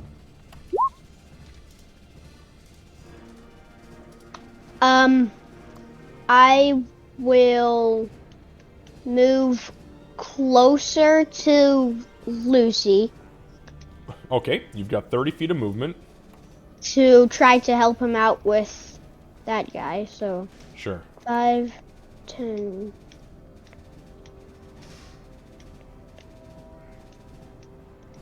Excellent. Excellent. Very well done. And So you can't hit him from there because of your movement restriction. However, you have a few options here. If you want to get close enough to hit that thing, you can, but you'll have to use your action to dash and get to it so you can attack it next turn. Or, and I don't necessarily suggest this because I believe personally it would be a waste, you could use your action currently to dash and get there, and then use your action surge to then get 2 flail attacks on it. However, if you set yourself up and just burn your action now to get there, then next turn, if you decide to use your action surge, you will get potentially 4 attacks on this fucking guy, or on whoever you want. And just to add to that too, since we're kind of learning, Yeah, you please. also have a reaction that you have to be within 5 feet of one of your teammates to Thank be able to you. use. So Yeah. it would be a good idea to get up there. So if this guy tries to hit Ulvrig again, then you can use that reaction to attempt to block it. yeah, Not even attempt. I think as your Yeah. class, you literally just do it. 1d10 Full it stop. gets mitigated. Yeah. Yeah. Yeah, I'm going to use my action to dash, Beautiful. and I will go right beside Lucy, or Ulrug.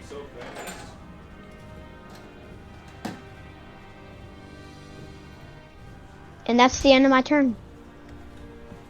Good turn, buddy. All right. Excellent turn. Excellent turn. That brings us then down to Calypso. All right, things and stuff are happening. I'm going to try to use the zip line to get down there because I don't like being up here by myself. All right. So Calypso jumps. Seeing Tuscan do it so smoothly, like a fucking boss, one-handed with a bow in the other hand, after murdering a skeleton with 2 shots. By the way, Calypso jumps on the zip line. So Calypso, give me a second to pull up my chart. All right. So we are looking at 5 athletics checks. Go ahead and roll them in succession for me, please. You can do them either rapid fire, or you can just give them to me one at a time, and we'll just determine where you succeed or fail. Did you roll that one on the first one? I haven't rolled yet. Sorry, you were licking your lips like you fucked up bad. I'm nervous. I'm nervous. Okay. I have a +0 to athletics, so okay, here we go. Okay. Ignore. A nat 20. So the nat 20 is excellent. Okay, so hold on. Just stop right there. The nat 20 automatically succeeds your first 2 checks. Oh, So no. your first 2, so it's 5, 10. So you get to there with your first 2 checks. And a 15. And then a 15 is a success on the second check. So you've gotten to that point. An 11 is just barely a success, and now you find yourself here on the zip line. Come on, one more. Oh, sploosh. Hey, look, you made it further than I think you did the last time. I Or maybe it did. was right about the same spot. That nat 20 was pretty solid, though. I won't. Hold on one second. Okay. Players, we want to set up a zip line. DM, you fucking what? Excuse me. I'm going to. So question now. Yes. With that, did that use up my movement? Nope, no, it does not. The zip line does not move up your movement. Alright. It moves so fucking fast that it's literally once you land, you can continue to move. All right. So I am. That is, It's- by the way, for the record, that is for this module only sort of situation. It Yeah. will always be dependent, if you want to continue to build zip lines in the future, on how well you do it. So second. Damn it. All right. So what I'm gonna do then is I'm going to actually use my.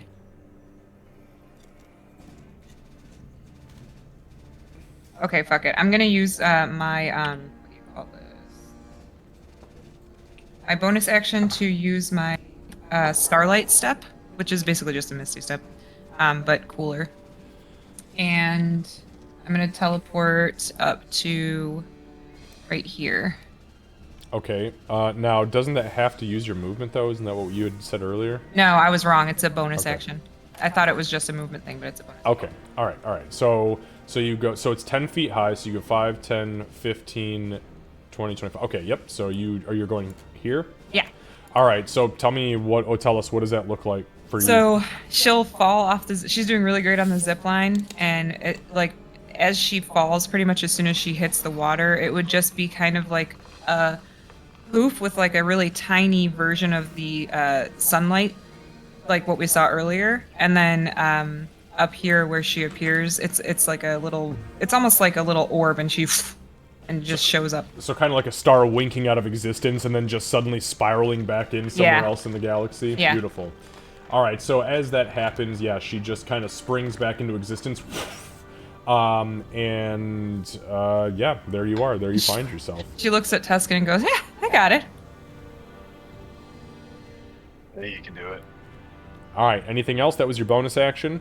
Yeah, unfortunately, that guy's a little too far for my cantrip, so I'm just going to try to shoot at this guy over here with a regular arrow. Ping for me. Oh, got it. Sorry, I wasn't zoomed out far enough. Holy shit. Sorry about that. No, okay, it's got not. it. Go ahead and take a shot, and that is going to be with. I think it's 80. Yeah, so it's within. Yeah, he's like 75 from you.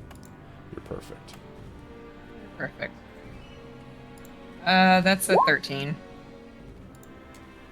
A 13 just hits. Yes. Okay. This is the guy that got blown up, by the way. He's struggling. He ain't doing good. Oh, it's a 1 though, so only 3 points of damage. He had 2 hit points left. So as he is struggling, I mean, literally, when I say this man got blown up, he got knocked back 20 feet and hit by a grenade. He has been struggling this whole time just to pull himself together enough to get to where he was. As he's drawing back on his short bow as hard as he can to fire at you again, you clip him in the helmet, and literally his head just fucking falls off. It just boop, and his whole body collapses into a heap. All right, that was a better turn than I thought it was gonna be. Anything else? No, I can't do anything else. All right. So the skeleton. I would say skeletons, but there's only one.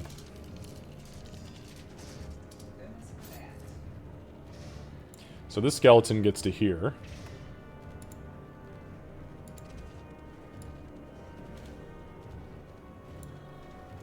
And he's going to take another shot at Bubba. That's a 22 to hit Bubba. Oh, that's max damage. That is 8 points of damage to Bubba, which drops Bubba to 0. So My boy!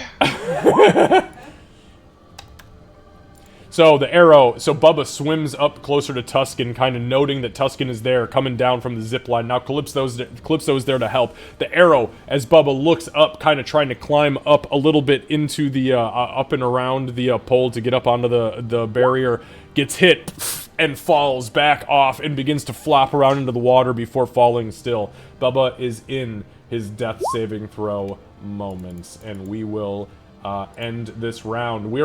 This has only been 4 rounds, by the way, so this has like been 24 seconds. Back to the top, Tuscan.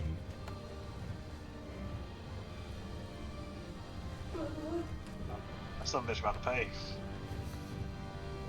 He gonna learn today. Alright, these are with +1s. You said that's all you had left. That's all I got. Alright, go ahead and give me a shot to start it off. A 14 does hit. 15 technically. That is it's got exactly 13 hit points. So Bubba drops down into the water and stops moving. You rear back, you fire one arrow, and as it fires, you see this silver streak behind it, and it hits this thing in the chest. You hear a soft poof, and its body turns to dust. Alright, now you still got some movement. You're out of your action, but you do have movement and bonus action if you want to do anything.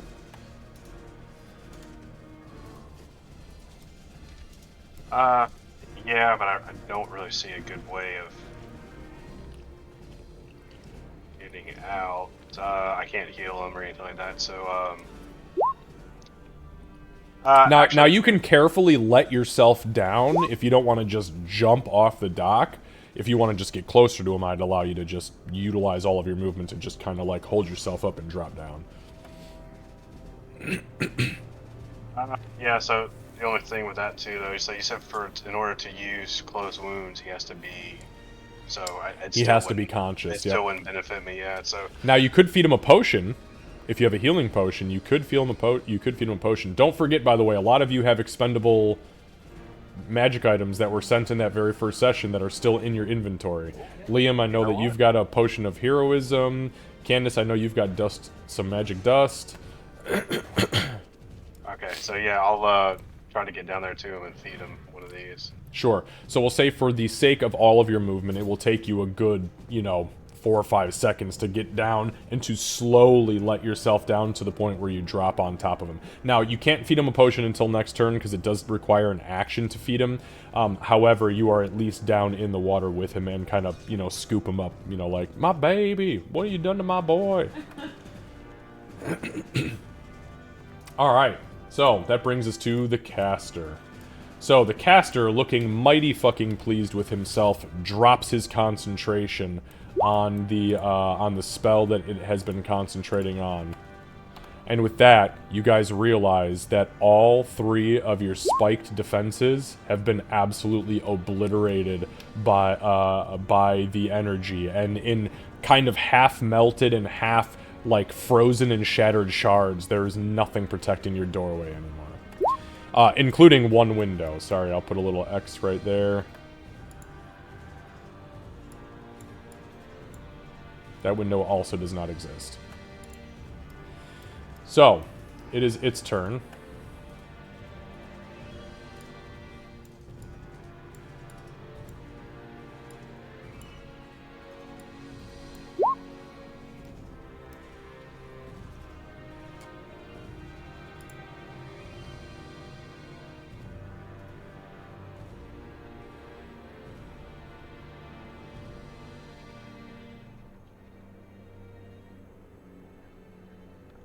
Alright, give me 1 sec.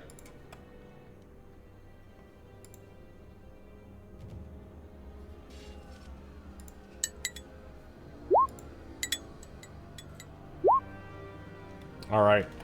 So, 2 blasts. One goes for Tabelgod. Tabelgod, you turn and you throw your shield up and you feel that force energy again. As it mutters the incantation, it flips its hand down. The first one hits the shield. The second one hits the shield, but blows a hole through it and into you. So, Tabelgod, you take 9 points of force damage, and you are thrown into Ulvrig. Ulvrig, I need you to make a dexterity saving throw.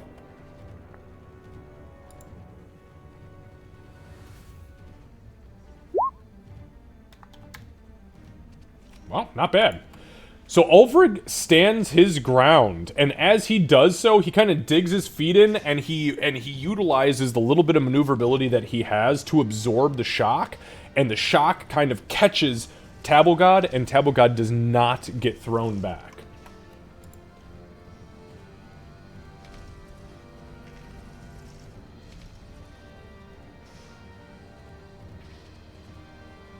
Alright, so, with that, the entity ends its turn. By the way, Tabelgod is looking horrifically bloodied at this point. Ulvrig. Right. So Ulvrig looks over to Tabelgod. He's gonna look him dead in the eye, dead serious, because I think it's kind of like as he shielded him, he kind of caught him, just kind of braced, and he looks at him and goes, "If you want to help, get that one." And he's gonna point towards the wizard. "This is mine," and he's gonna point to one in front of him. And I'm gonna, as a bonus action, cast Healing Word at 3rd level on Tabelgod. God damn, how many spell slots you guys all got left? I have 2 1st level and 1 3rd level. I Alright. did the healing. So, go ahead and roll the 3rd level healing word as Ulvrig whispers the incantation. There is an energy that builds around Tabelgod. No, that's Prayer of Healing. Oh shoot, You wrong said one. healing My word. bad. Yeah, My I bad. know. Yeah. I know you ain't healing that much with the healing word.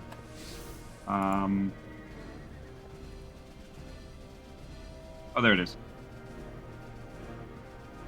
Still good, still good. All right.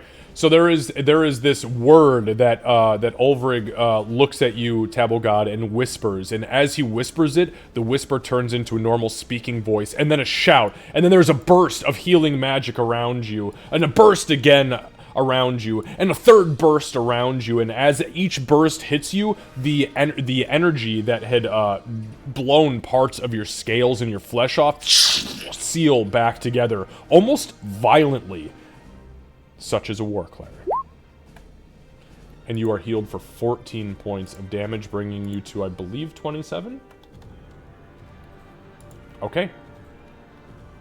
Well, you have more health than me now, so you'll be fine. And I'm gonna turn back to my opponent, and I want to, as an action, shove him. Okay, give me one moment.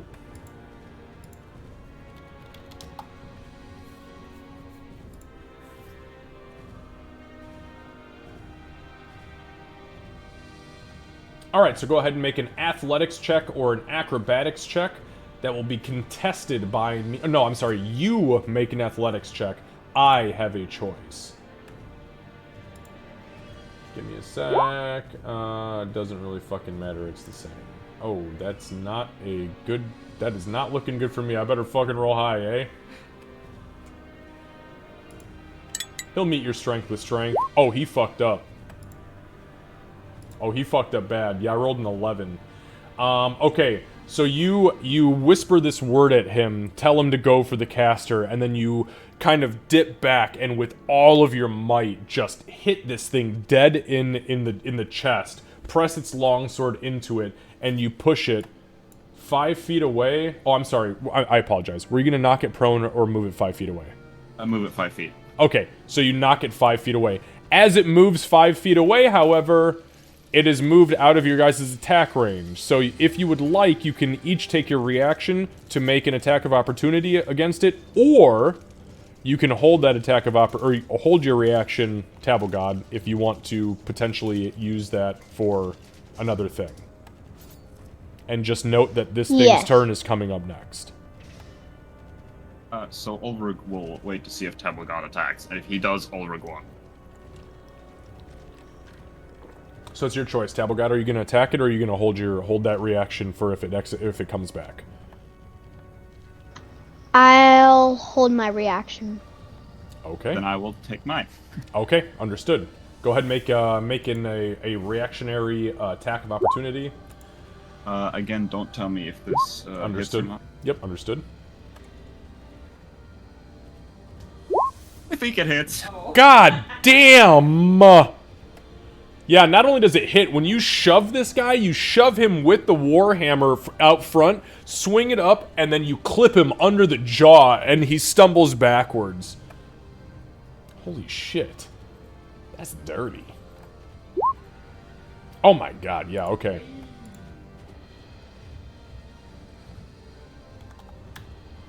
So you smash him up and under the jaw. You see part of its tongue actually gets bitten off as its teeth slam together. 2 of the front teeth crack and split out of its mouth, and blood begins to spill from its face.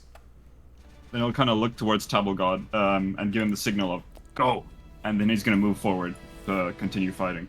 Okay. That was a fucking turn, man. And that'll be the end of my turn. All right. Bubba.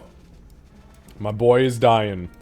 So what we need from Bubba is a death saving throw. So just roll a d20 on that custom d20 or on that custom roll chart. Just roll a d20. Anything 1 to 10 is a fail. 11 to 20 is a success. And we're aiming for a nat 20. Hey, that's a success. Okay, so he is in the process of stabilizing right now. He is not. He is still dying, but he's in the process of stabilizing. So that brings us to the white. So, Ulfric and Table God. As Table God gets kind of saved by Ulfric, healed up, and then this white gets slammed forward and smacked in the face with the hammer. It is its turn.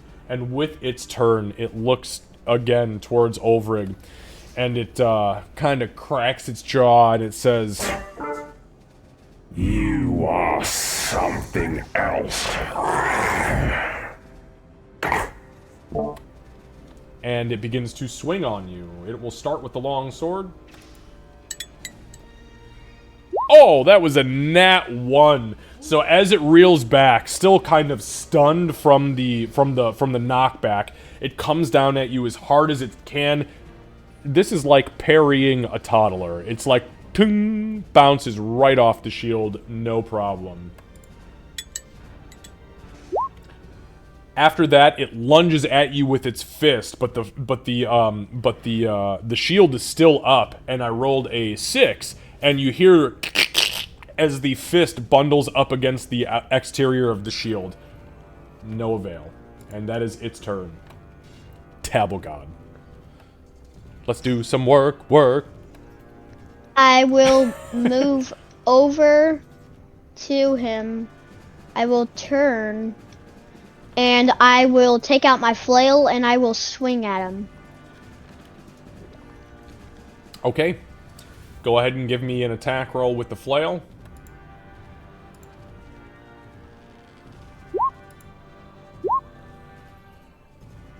Oof. That's not great. An 11 unfortunately misses, so you swing down at this thing, and it ducks underneath the flail. You can make another attack, and you still also, by the way, have your action surge should you so choose to utilize that. Which gives you 2 additional attacks. But it's your choice on when to use it. A 10. Oh, you are not doing great. Yeah, so the second attack, whoosh, whoosh, whoosh, whoosh, whoosh, it ducks the same attack against you, and that is it for your attacks, unless you would like to attempt to action surge. I'll save it. All right, I think I know where he's going. He's playing the long game of chess. He ain't a short game player. All right, any other actions from you then? Movement, you're good with where you're at. Can I actually move over to the wizard?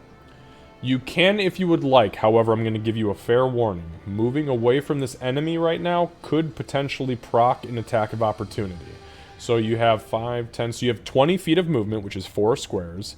But if you step away from this entity, it might strike at you. But you can absolutely move towards the wizard if you'd like. No, I'm gonna go for this guy, and then I'll go for the wizard. Okay, all right. We need to get him done first, and then the wizard. This kid listens to me offline. An enemy at 1% health deals on average 100% damage, and I love it. But poor Ulfrig. He was having such a good time. Now Helm's gonna be so sad. Calypso! Alright, I'm going to... So the void barrier has vanished, and the front of this shack, of this fisherman's shack, is in absolute fucking shambles. So, seeing that Tuscan jumped down to take care of our boy, I'm gonna run inside the building here.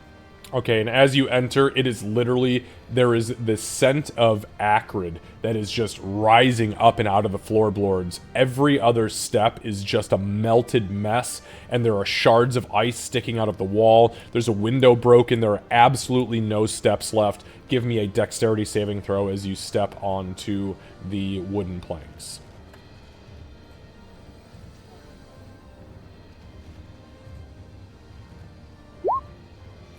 Okay, give me 1 sec. So you take 3 points of acid damage as you step onto one of the planks, and your foot falls through, catches one of the partially melted pieces, and it drags down your leg, leaving this ichor on you that begins to burn. Okay. Alright, in that case, I'm going to use my Star Step ability again to get the fuck out of here. Okay. So that'll be my bonus action. Sure. What direction? Well, you just move yourself. It doesn't fucking matter to me. Well, it matters a little bit, depending on... But you do you. There. Alright, beautiful. And then I'm going to cast... Hold on, I want to mark that off. I'm gonna cast another. I'm gonna use guiding bolt again on Okay. on the caster. The free guiding bolt. Yeah. Beautiful. Okay, so go ahead and give me a yeah, go ahead and give me an attack roll. Spell attack roll. Ranged spell attack roll. 24. Fuck. This is with guiding bolt. Yeah. And you fucking suck.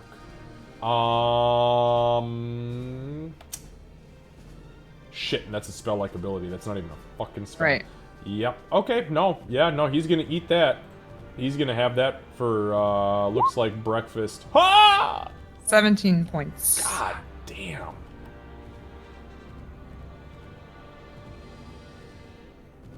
Yeah, sorry, I was just scrolling through to make sure I didn't have anything. Holy fuck. Is he dead? He's not dead. Shut up, you. So, the beam of energy, so Calypso drops down. She summons this incantation. That's not really an incantation, more of like a conjuring of star energy around her hand. And as she thrusts her hand forward, there's this beam of star energy that rockets forward this entity, this undead entity that's been focused on Ulfric and Tabblegod up until this point. It is caught off guard, and it blows right through the armor. You see the blue ethereal armor right now, which actually none of you would be familiar with. But as it hits it, burns straight through it and into its body, scorching it to the point of almost collapse. Now, it is also impacted, and I'm just going to put this on there, by Guiding Bolt, which means that the next attack against it, if I'm not mistaken, has advantage. It's advantage, yep. As its whole body begins to glow with starlight energy. And then I'll say, Tuscan, get your boy up and get out here, because I know what I just did. And I can't do anything. I used all of my economy, so. All right. Well, I would say that brings us to the skeletons, but here we are. Tuscan! Alright, so yeah, I want to give a potion to Bubba. Okay, perfect.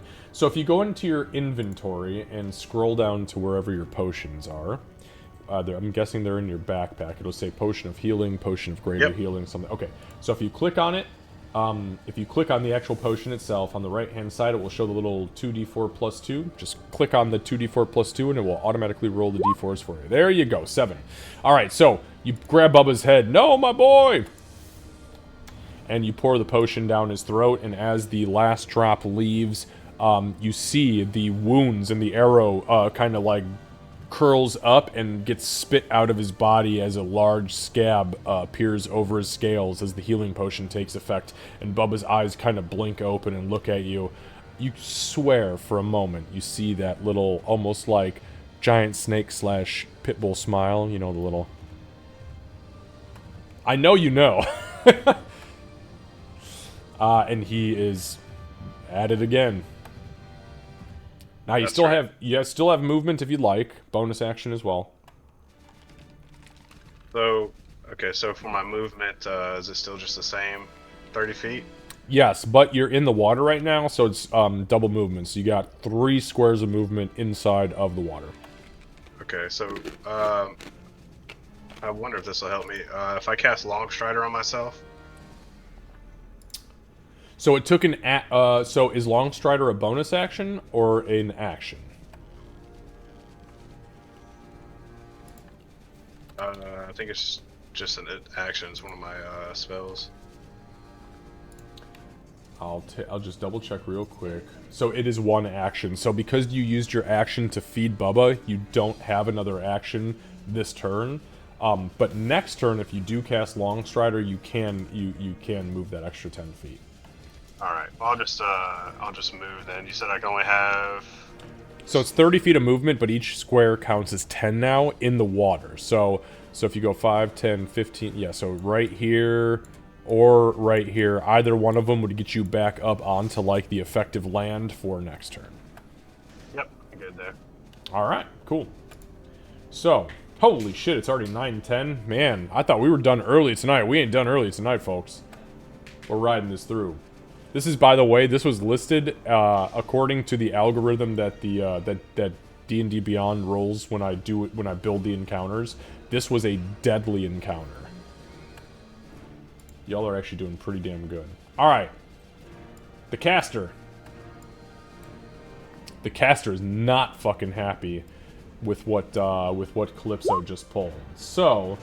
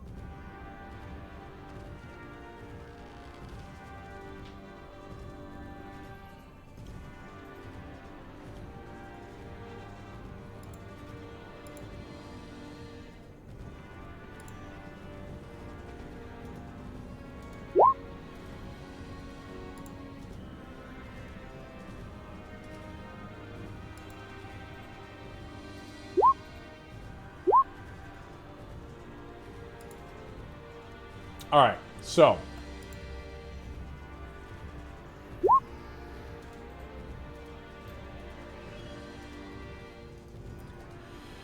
So this entity, absolutely fucking mortified by what just happened to it, the fact that it got scorched to high heaven and almost completely taken out of the fight, begins to move.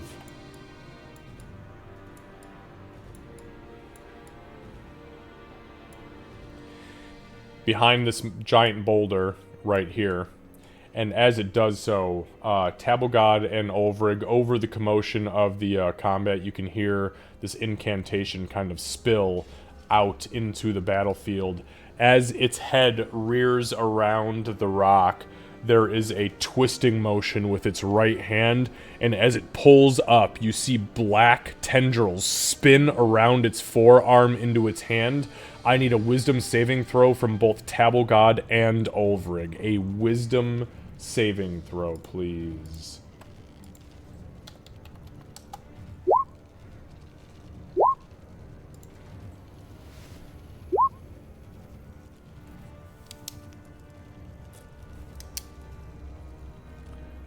Alright, so Tabelgod just succeeds at his saving throw. Ulvrig, unfortunately, fails.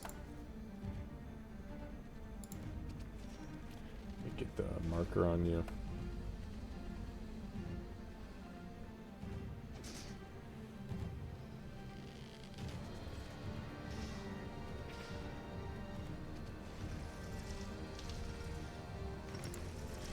Alright, so Ulvrig, you are effectively paralyzed at this point. As its hands come up and down, the last of the incantation finishes, and you see the entity smile and dip back behind the rock as you are affected by Hold Person.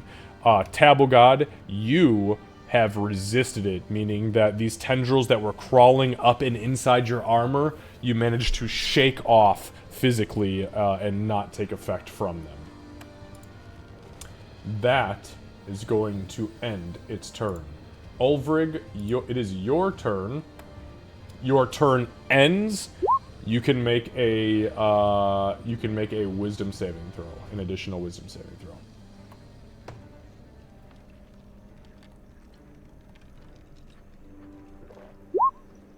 $18. So an 18 succeeds, your turn ends, but you have broken free. So you freeze up, and then you're like, oh fuck no. You break free from it, but your turn has ended. Bubba. Never mind, I can't say anything. My turn's Nope, done. yep, your turn ends. It is at the end of your turn. But I know you had a lot to say, you fucking war cleric. I always have a lot to say. Especially as Ulvrig. Yeah, I know. I love this character. So Bubba's now going to move up onto land. Okay. Yep, so he's got plenty of movement to get to land, and then he's got an additional 30 feet once he hits land. About right, it should be this. Yeah, no, that's right. Yeah, that's right. Yep. And then once he's on land, I'll move him up to 30. Yes.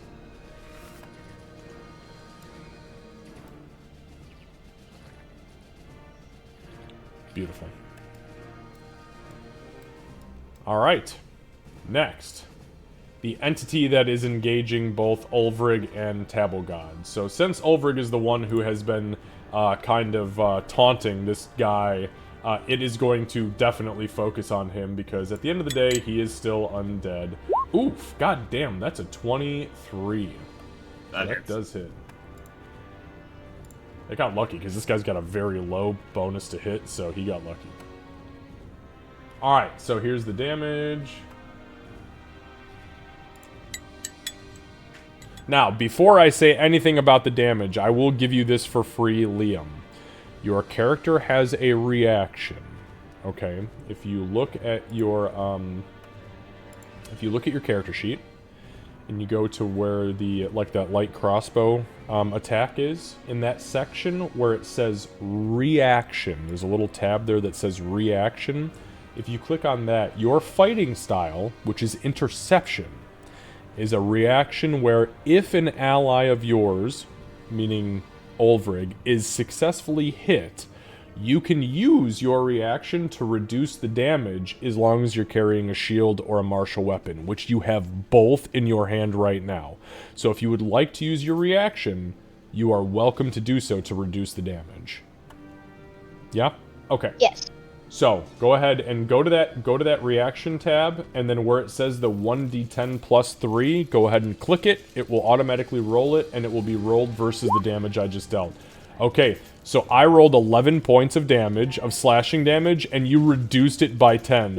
So, Ulfrig, not only did you save Tabblegod, but Tabblegod just said, "Shut up, boy, it's me and you," rushed into combat with you, and as you broke out of the confines of the hold person, Tabblegod throws his shield up in front of you, and as the longsword comes down, it barely grazes your face, but you know damn well it should have bloodied you. Alright, well done, Liam. That was with its first attack. The second attack is only a 12. So as his shield comes back, though, focused now more than ever, the second attack comes in, and again, it's your turn to him. It hits you in the side of the faceplate of your helm, and it bounces off the hand. Tabblegod, it is your turn. Can I move over to the wizard? Absolutely, you can. Now again, you may provoke an attack of opportunity, but you are absolutely within range of that guy. And your first attack against him, since he has the guiding bolt, will be with advantage. Which means you roll 2d20s instead of 1, and you take the best option. Yes, Also, if you want, it's up to you, but you can also use your action to disengage if you don't want this guy to hit you. But it does mean you lose 2 attacks. If you want, you can action surge there, but it's, 4 attacks instead of 2. Or you take the hit like a champ and just keep fucking going. Absolutely. That's also pretty badass. Yeah, I'll move over to the wizard. Okay. Alright, so go ahead and move yourself over to the caster. And the white will absolutely take an attack of opportunity against you, because fuck you. So he's going to swing at you with his long sword. That is a 21 to hit you. So he does hit you. That's okay. Yeah. Oof, Well, that's- yeah, I'm the fighter. I'm used to getting hit because my backstory was a soldier. That's true. So, as you begin to dash away from this guy, he spins, and as Ulfrig is recoiling from the hit, he blasts you in the back, cuts a bunch of the mithril chain armor off of you, and you take 11 points of slashing damage. So go ahead and make sure that you do the 11 slashing damage. However, you're still alive. And you're alive because Ulfric gave you that fucking level 3 healing word. So, you get to this guy, and you have your full action available to you at this point. Fucking Lucy. No, his camera was. I know. I saw it. I saw it happen, but it was just so funny. He was so nonchalant about it. He's like, hello, camera. okay, so I'm going time to do some work. Yeah, I'm gonna take out my flail and I will swing at this guy. All right, so you wind the flail up, and as you swing down at this guy, so what you're gonna do is instead of rolling the normal attack roll, Liam, you're gonna right click on the where it says the +7. Right click on that and press the advantage selection, the advantage option, and then hit roll, because he has a guiding bolt spell on him right now, which highlights him. Jesus, I was one away from a crit. Yeah, you definitely hit him. So go ahead now and roll the damage for me, please. And this is magic damage, which means he takes, I think, all of it. Hang on, let me just check his card.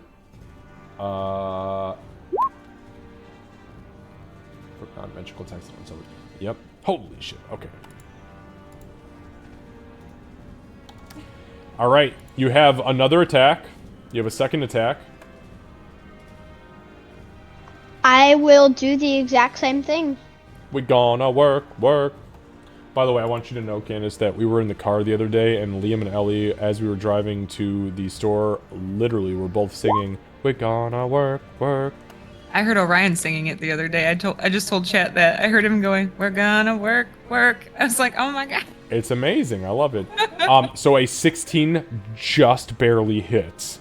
So go ahead and give me damage again.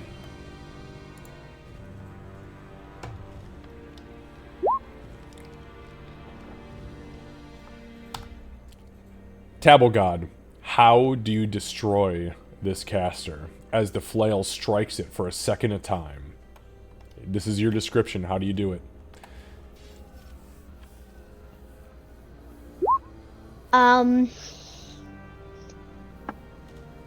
I have skill from being a soldier, and I have skill from being with these people for a year, with these crazy people for a year. You know, just from saying that, we're going to have to do an origin story run. And I guess I'm just very skilled.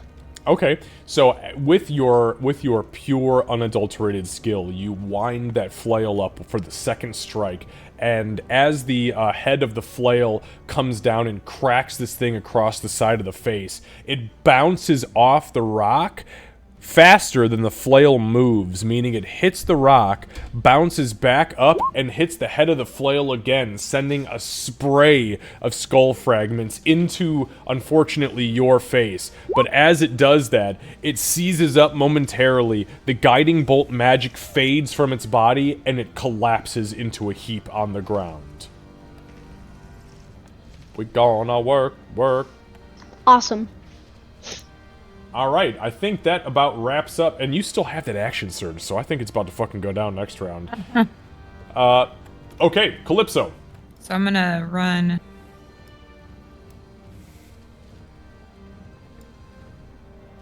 I'm gonna run right there. I'm gonna use my bonus action first to use my star attack. This is just the equivalent of, like, the short bow star? Yeah, Okay. it's just not an Not actual the guiding arrow. bolt? Correct. Okay. Alright, go ahead and make an attack, please. Ooh, that should have been much higher. So the 10 misses. So 10 absolutely misses. Yeah, so the star streak flies over your head, over... then I will use a second level guiding bolt because I wanted to give the advantage to Ulfric. That is a 15. A 15 just hits.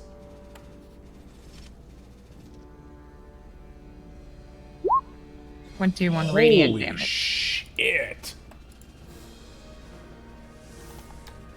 So this entity is now effectively bloodied from the strike. The beam of starlight hits it. It lights up. Over, you see a bunch of its armor actually burns off of its chest and up into its face and jaw, and it starts to scream as its whole body is now illuminated, giving the devout follower of Helm a direct access to fuck you. And you'll hear, I believe we're calling her Astaria or something, but you'll hear this version of Calypso say, "He's all yours, Ulfric." All right. So that brings us to the womp womp, the skeletons. Tuscan. All right, I'm gonna move up. All right.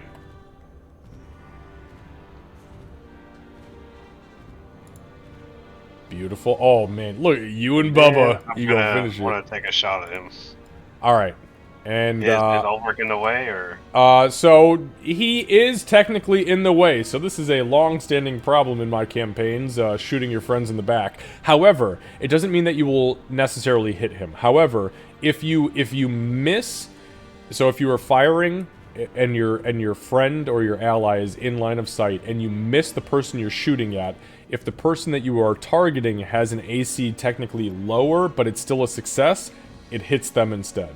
Now, this dude's wearing full plate, Ulfric, and the entity he's fighting is wearing leather armor, so the odds of that are pretty slim. Oh, Ulfric, I'm gonna launch one, buddy. That's fine. All right, and it's well within range, so go ahead and give me an attack roll. And how many arrows do you have left?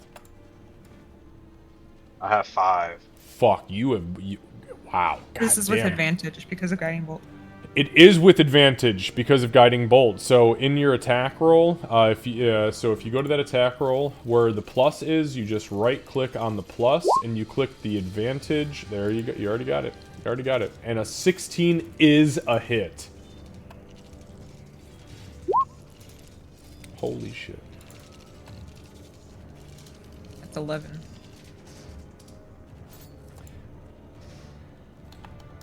Alright, so the arrow hits this thing in the upper thigh, passes straight through it, and leaves a smoking hole where it hit. We're gonna do another one. Still advantage, right? Nope, just the first attack. It was just the first one that hit it. Now the glowing aura of the Guiding Bolt has faded.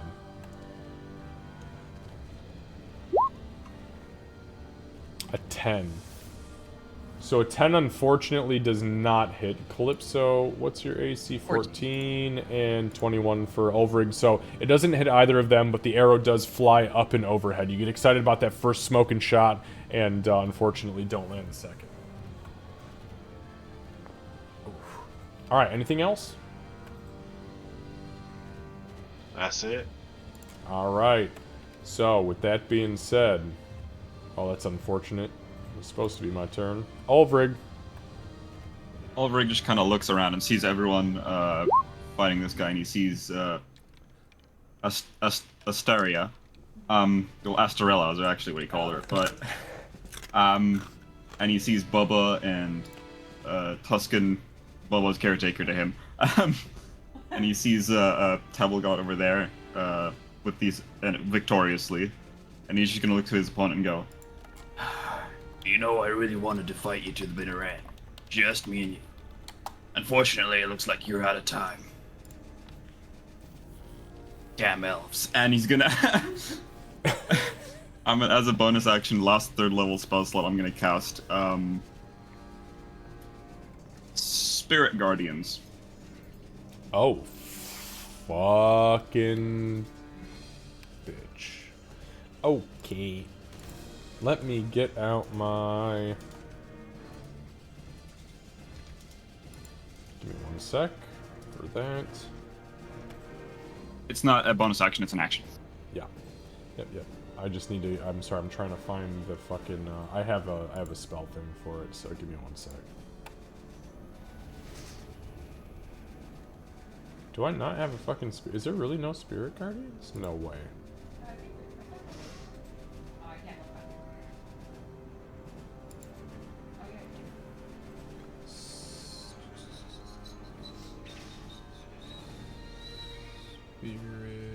Alright, there is no Spirit Guardians, but I think it is... Okay, that's alright, I got it.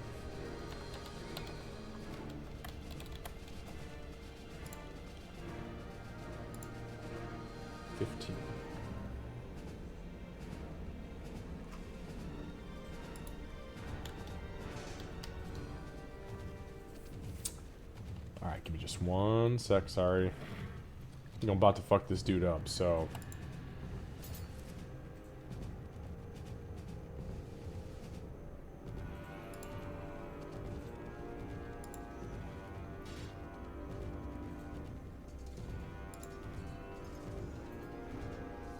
Bubba that I have tonight thinks that the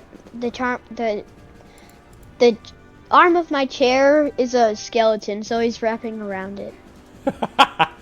It's my boy. Get him, Bubba.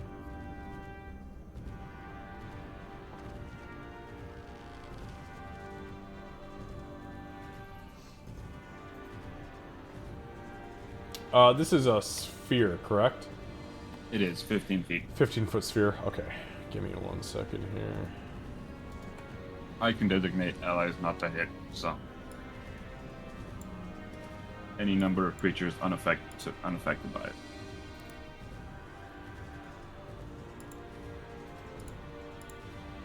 Not that anyone's within range.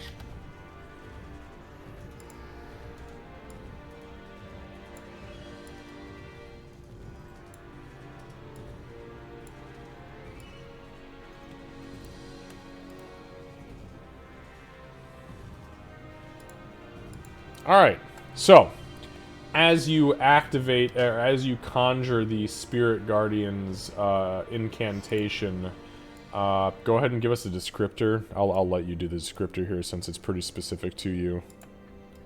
Right, so as he says, damn elves, he's gonna bang on his shield, and the, like, symbol of Helm, which, like, I believe this eyeball in a gauntleted hand, flares out. As he bangs once, this like shockwave comes out, and he bangs twice, and then he bangs a third time, and these and this whole shockwave just shoots out, illuminating the entire area, and essentially a giant guardian of Helm stands right. A giant version of Helm just stands behind him with a 15-foot sword and just swings down.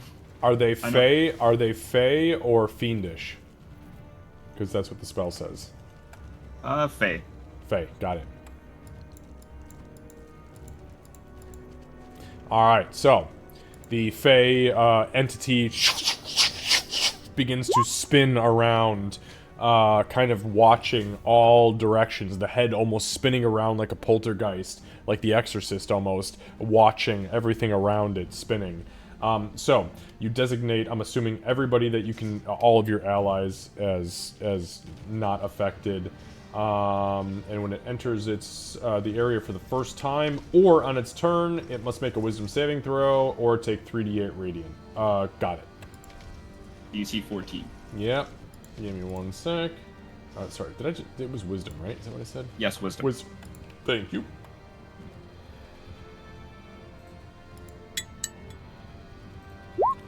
Oof. That's a 6.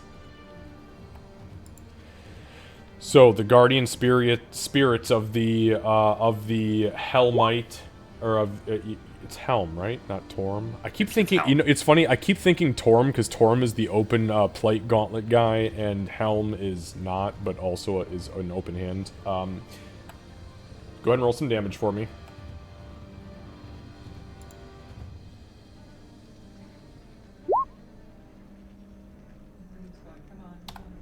He had 1 hit point over or under your roll. So, Ulfrig, how do you want to do this? Alright, so as, like, the spirit swings, he's just gonna look at Ulfrig's face, and it's not happy or anything.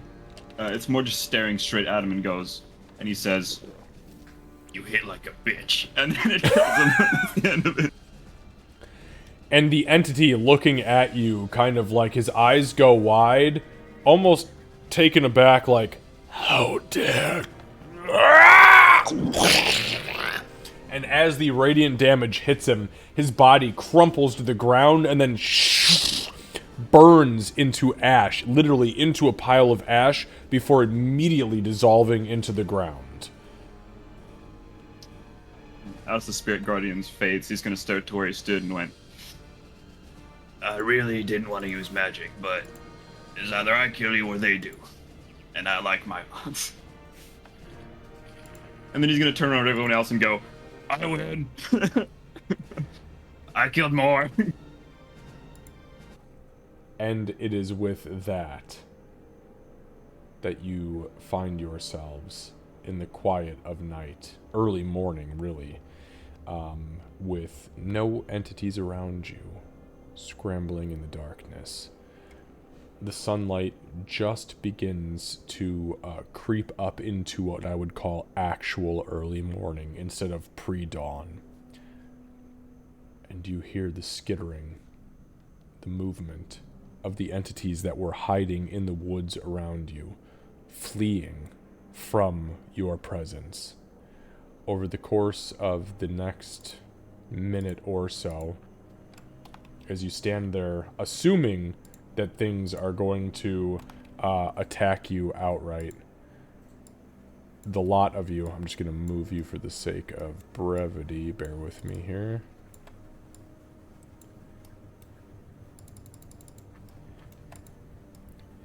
The lot of you move together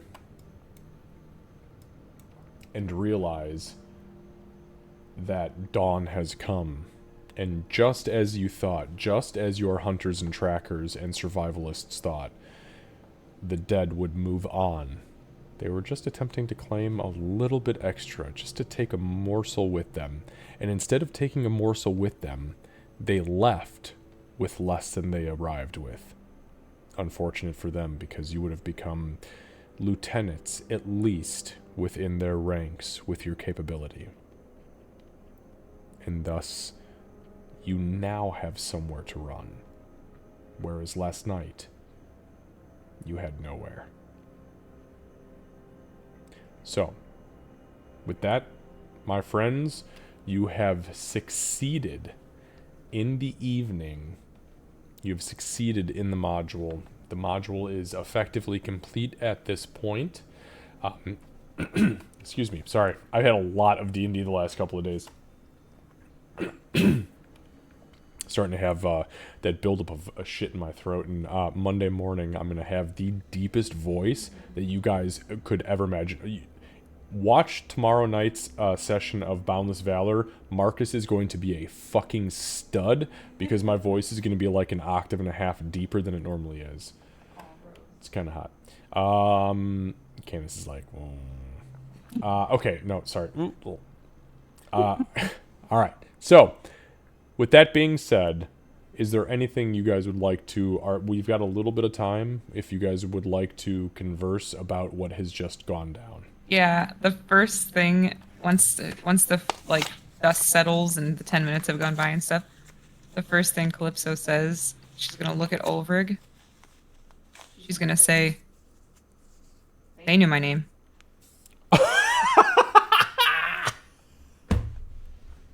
Sure they did, Star Elf.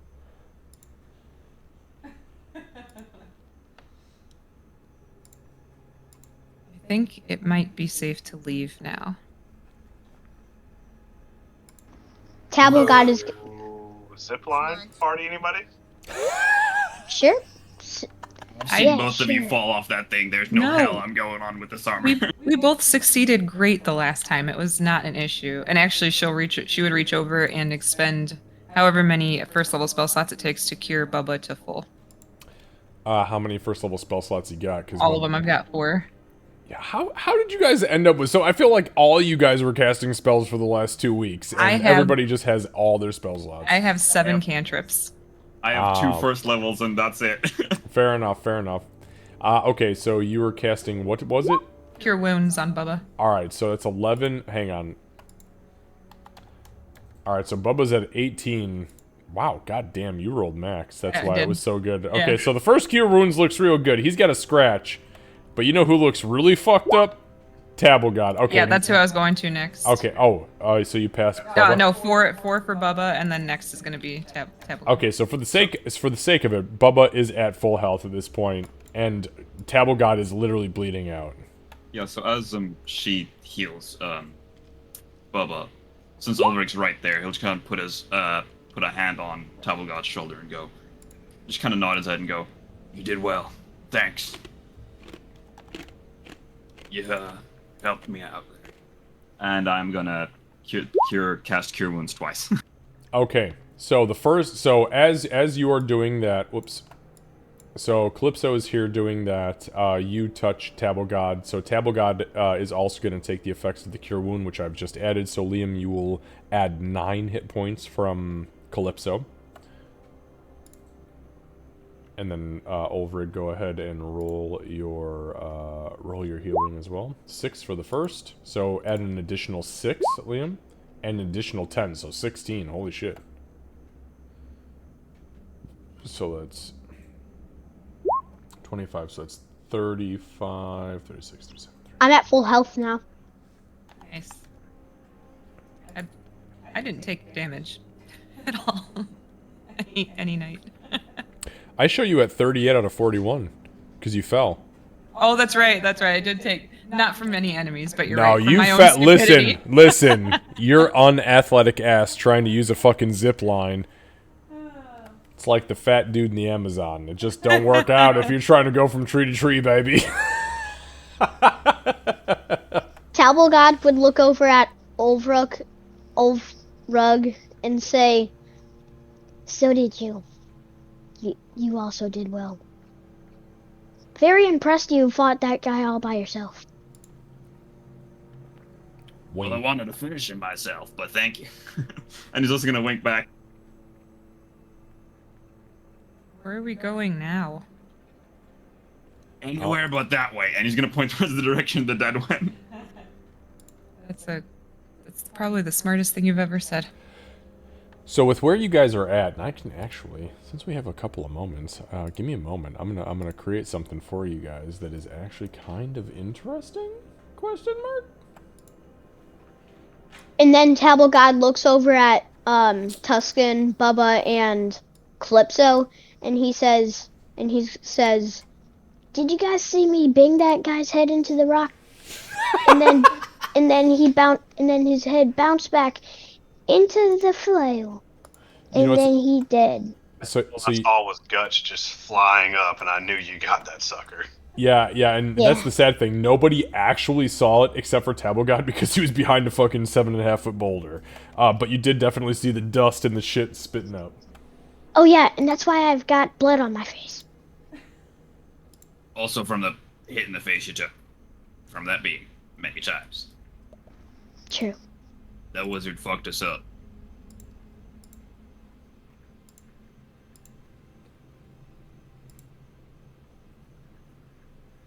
And, like, I guess Ulrich is gonna just go over to the elves and then just kinda... I guess you know that lean over of, like, buddies, where you're just gonna put, like, an arm over both their shoulders and go, Good job, guys. I can't believe we actually survived that shit. I can't believe we actually got to blow up the bridge. Nice shot, by the way, Tuscan. Oh yeah, I heard that from over here. I don't know what that was, but it sounded epic as shit. Oh, yeah. We did it. You might, maybe, after seeing that, maybe unstrap that thing from your chest.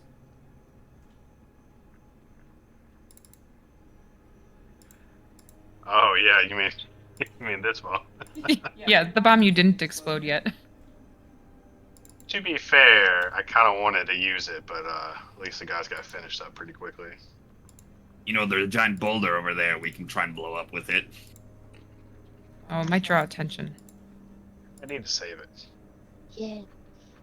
Yeah, I would save it for like if we go on another adventure, and then the undead picks back up, and then they start coming and trying to destroy us. Well, life is an endless adventure. That's Unless You know what I mean? you want to throw it in the water and watch a bunch of frogs come flying up. That Yes. sounds epic as shit. Yeah. Let's do it. Delicious food.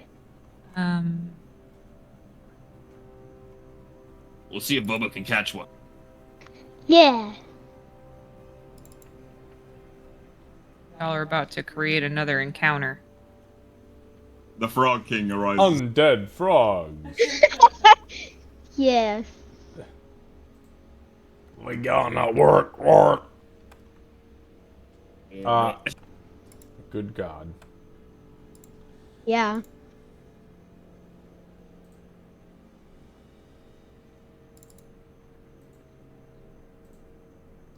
Okay, unfortunately, I don't know where the fuck my file is, so I can't find it for you guys right now, so I'll just leave it alone. But, so if you were, I'm looking at it on my end, but I don't know, something's fucked up. So I don't know how to transfer it over to what you guys are seeing. So to the east of you, so you guys are you guys are just outside of Ashford right now. You know that the undead were fleeing to the east. To the west of you are the destroyed islands, which you had worked for previously, which would be Banalk, and those islands on the Mungari and Banalk on the western islands, as well as the Empyrean, but the Empyrean Empire is just in absolute fucking ashes at this point to the north of you. To the south of you, it doesn't look like anything's been hit necessarily intentionally at that point, but the World Breaker, the Undead, and the Cult of the World Breaker are zigzagging through through the continent, or through the main part of the continent, through the main part of this island. So,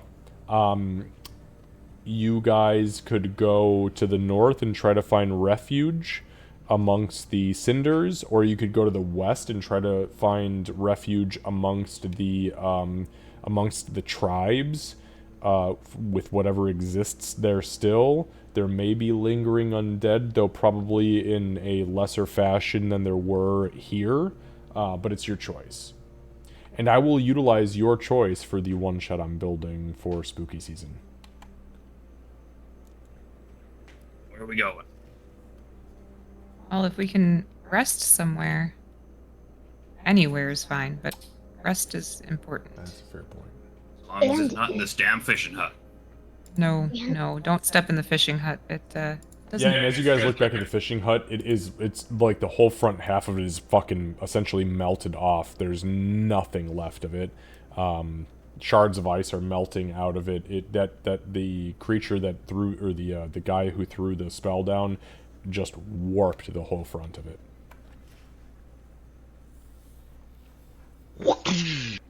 Who did that? Who just fucking Payne, that was actually very well placed. All right, Like well, it why needs don't doors anymore. it means Can we please, doors, walls, and windows now? can we please go blow up those frogs now? Raina said, "We're gonna twerk, twerk.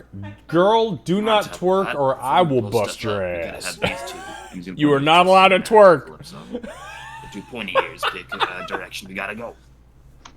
True, yeah. I'm just gonna say, Broccoli and cheddar? Yes. Yeah. Broccoli I mean, and I'll cheddar vote for always the, makes vote it for the better. tribes. Oh my Sounds so god, it's good. so good. Okay, so what was the... I'm sorry, what was the decision? I think we're going to tribes. Tribes. Got it. Tribes. I mean that seriously, by the way. I have Spooky Season one-shot module series, which is written into my fucking D&D notes right now, and I am taking that as a note, because you guys are the deciding factor, so...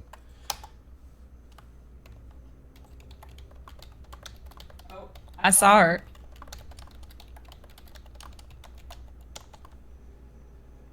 Alright. So, with that being said, my friends... Hey! There she is! Hi, Raina! Hey!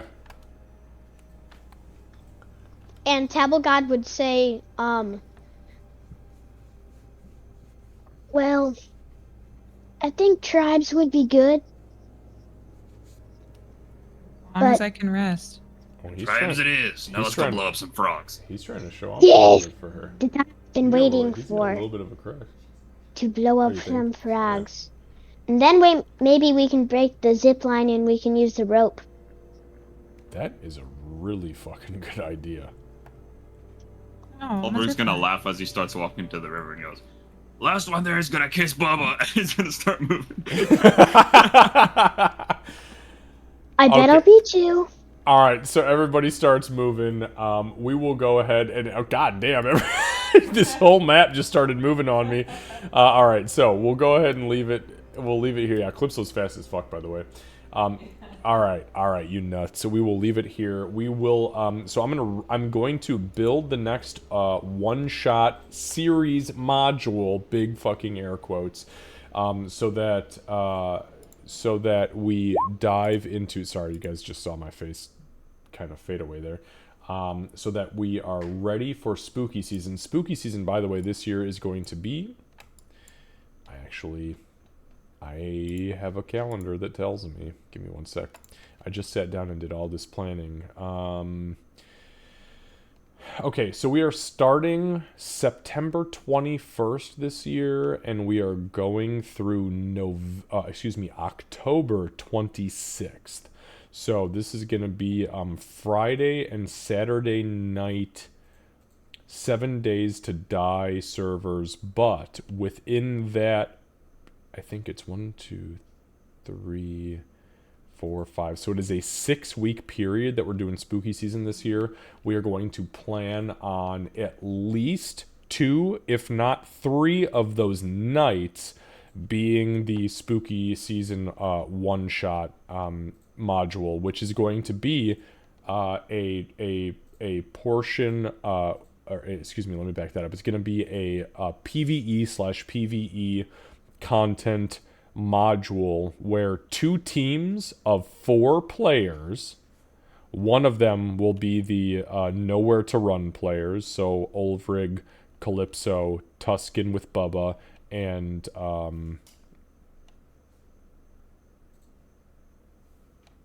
who the fuck's the other player? Tabble God, sorry. I was thinking Table Schmod. No, I'm just kidding. So Table God. Just Table. Just Table, there we go. Yeah, Table Leg. So they will be one team, and then I will pull another team of 4. We will set it up in a module where there will be outside entities plus the 2 teams, and the surviving team will be a winning team. We're gonna do that not only as a contest of champions sort of thing where you guys will win real world prizes, but that team will then be able to potentially move on to maybe an origin story miniseries and or a post contest, I guess, miniseries. So I have a couple of spreadsheets that are just kind of in the works and waiting to go, but they're all based around undead because the Wildlands campaign did some weird shit with undead, and I can't leave it alone. So I'm excited for spooky season. oh, spooky season is so much fun. I fucking love spooky season. We've done spooky season now for 4 years. Because our first year we didn't. Because we That's right, we didn't have did, the yeah. community for it. Yeah. Yeah, so it's been 4 years we've done spooky season. We always do 7 Days to Die, and we usually do something around that time that has to do with D&D, but it's not usually a module. So, all right. I'm so excited. Yes. Seru, what was that? Seru has been following. Oh, Seru just did a followage. Seru, you've been following for 4 years, 2 months, 12 days, and 1 hour. Holy shit. I feel like there's a lot of characters with this character. There's a lot with this character I need to get okayed. Yeah, there's a lot of things that a lot of people need to get okayed first. I have rules set for a reason. My boundaries are set for a reason. It's a lot of it has to do with things that have to do with the lore of the world. So those of you in chat who are asking questions, just make sure you send messages to me, and I promise you I will get back to you. Okay. Anyways, guys, thank you so much for playing tonight. I seriously appreciate it. Oh yeah, Bananas is here, by the way. Bananas! Yeah. Holy shit, Bananas! 5 years, 2 Bananas. months, 24 days. Oh my god. Even though we only see you once every 6 months, kid. No, I'm just kidding. That's what I said, our long lost kid. Bananas, how are you, buddy? Good to see you. Guys, we're going to find someone Bananas? but we'll tell you the story of Ballistic Bananas. But Ballistic Bananas existed before... Well, no, not before you existed, but pretty damn near to Pretty it. close, yeah. Yeah. Oh. All right, guys.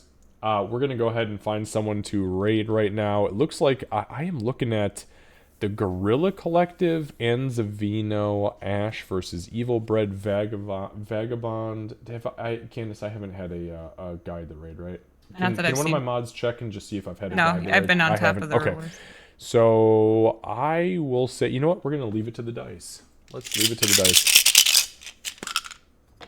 Also, any of my players who are still here, did any of you have anything before we logged first night? Oh, you just got a guy. Oh, No. Yeah. Whoever goes against us, I like Ulrug too much. I'll pay you to lose. or just do better. Yeah, great Alright, job, got it. guys, especially our new players. You guys did an incredible job. I need to vex. Yeah, I got it. I'm just gonna sir from Rose. Yeah, you guys were awesome. Especially Table God. And Bubba is amazing. It's been a lot Great of time fun. playing with you guys. Yeah, and we, just so you know, Chew Trains, we very, very seriously appreciate you being here and playing. I know that you got a lot going on in the house, especially with Ty Mommy being so close to Baby Day, which we're just going to call it Baby Day 2024, because I think that's what we've been leading up to. So, yeah, we will, I promise you we will have you back, and if you are interested, you know, there will be a lot of opportunity to play in the future, so. Oh yeah, definitely, man. I'm hooked now, right? So that's what happens. It's crazy. You know, so people, when I was young, you know, I used to get harassed all the time about playing D&D and about how, you know, how it was just so nerdy and ridiculous and it just didn't make any sense. But then once you start rolling dice and you start developing like character personality and shit, you could just kind of like look back at it and you're like, fuck, wow, what a fun, weird little escape that is not, you know, having to sit in front of a screen and do something totally mundane. Like, you have to actually think about shit, and it's beautiful. There's something wonderful about it, so. yeah, I didn't think I'd be into it, right? Because I'm so used to MMOs and things like that. But you know what? It's been really good, and just using my imagination. And you're doing like a phenomenal job of, you know, explaining everything and doing all the noises and everything to give the visual effects. So it's been really good, man. Well, I appreciate that, and it definitely takes a special DM. It takes special players. That's why I'm very picky with my players. I'm very strict with my players, and you know, a lot of people don't like that, which is why I have a very specific pool of people who play. But those who play, they're like, God damn, this is how we do it. And then I make, you know, weird statements about, like, you know, the mucous membrane noises that are around you with the acid and the cold damage, and people are like, wow, that was fucking nasty, but boy, that's evocative. Wow. Yeah. Don't like that. Tentacles. What? We're good? Okay. All right. Candace did some vexing. We are good to raid Highly Trouted. So we are raiding, I believe, on behalf of Rose? Pain. All right, guys. Thanks so much for being here tonight. We'll see y'all tomorrow for Boundless Valor, 7 to 10 p.m. Eastern Time. Nerdy Knots is running Boundless Valor. We're going into the fucking fighting pit, so y'all better be ready because it's about to go down. Actually, they told Marcus he had to fight too, so apparently he's got to do some nasty shit. So Marcus kind of volunteered himself to be like, yeah, I can fight too. No, he was told he had get to told. fight. He was told he had to fight, and he was like, okay, I mean, if I have to fight, I'll fight, but I really, you know, this is like more of a bonking thing. And they were like, I think it was Kira who was like, nah. Yeah. To be fair, Marcus fucks up and can like take, I think, way more, not take way more, but has a way higher AC than Bonkin. He can mitigate a lot more damage for sure. He can also do that, yeah. But once they start making him roll saving throws, he's fucked. So if there's a monk in there that's trying to stunning strike him, I'm gonna have a bad time. Candace just looked at me, and I don't like it. All right, guys. We'll see you tomorrow. Thank you all for hanging out, and my friends here in chat, we'll see you guys hopefully very soon for more D&D. See ya.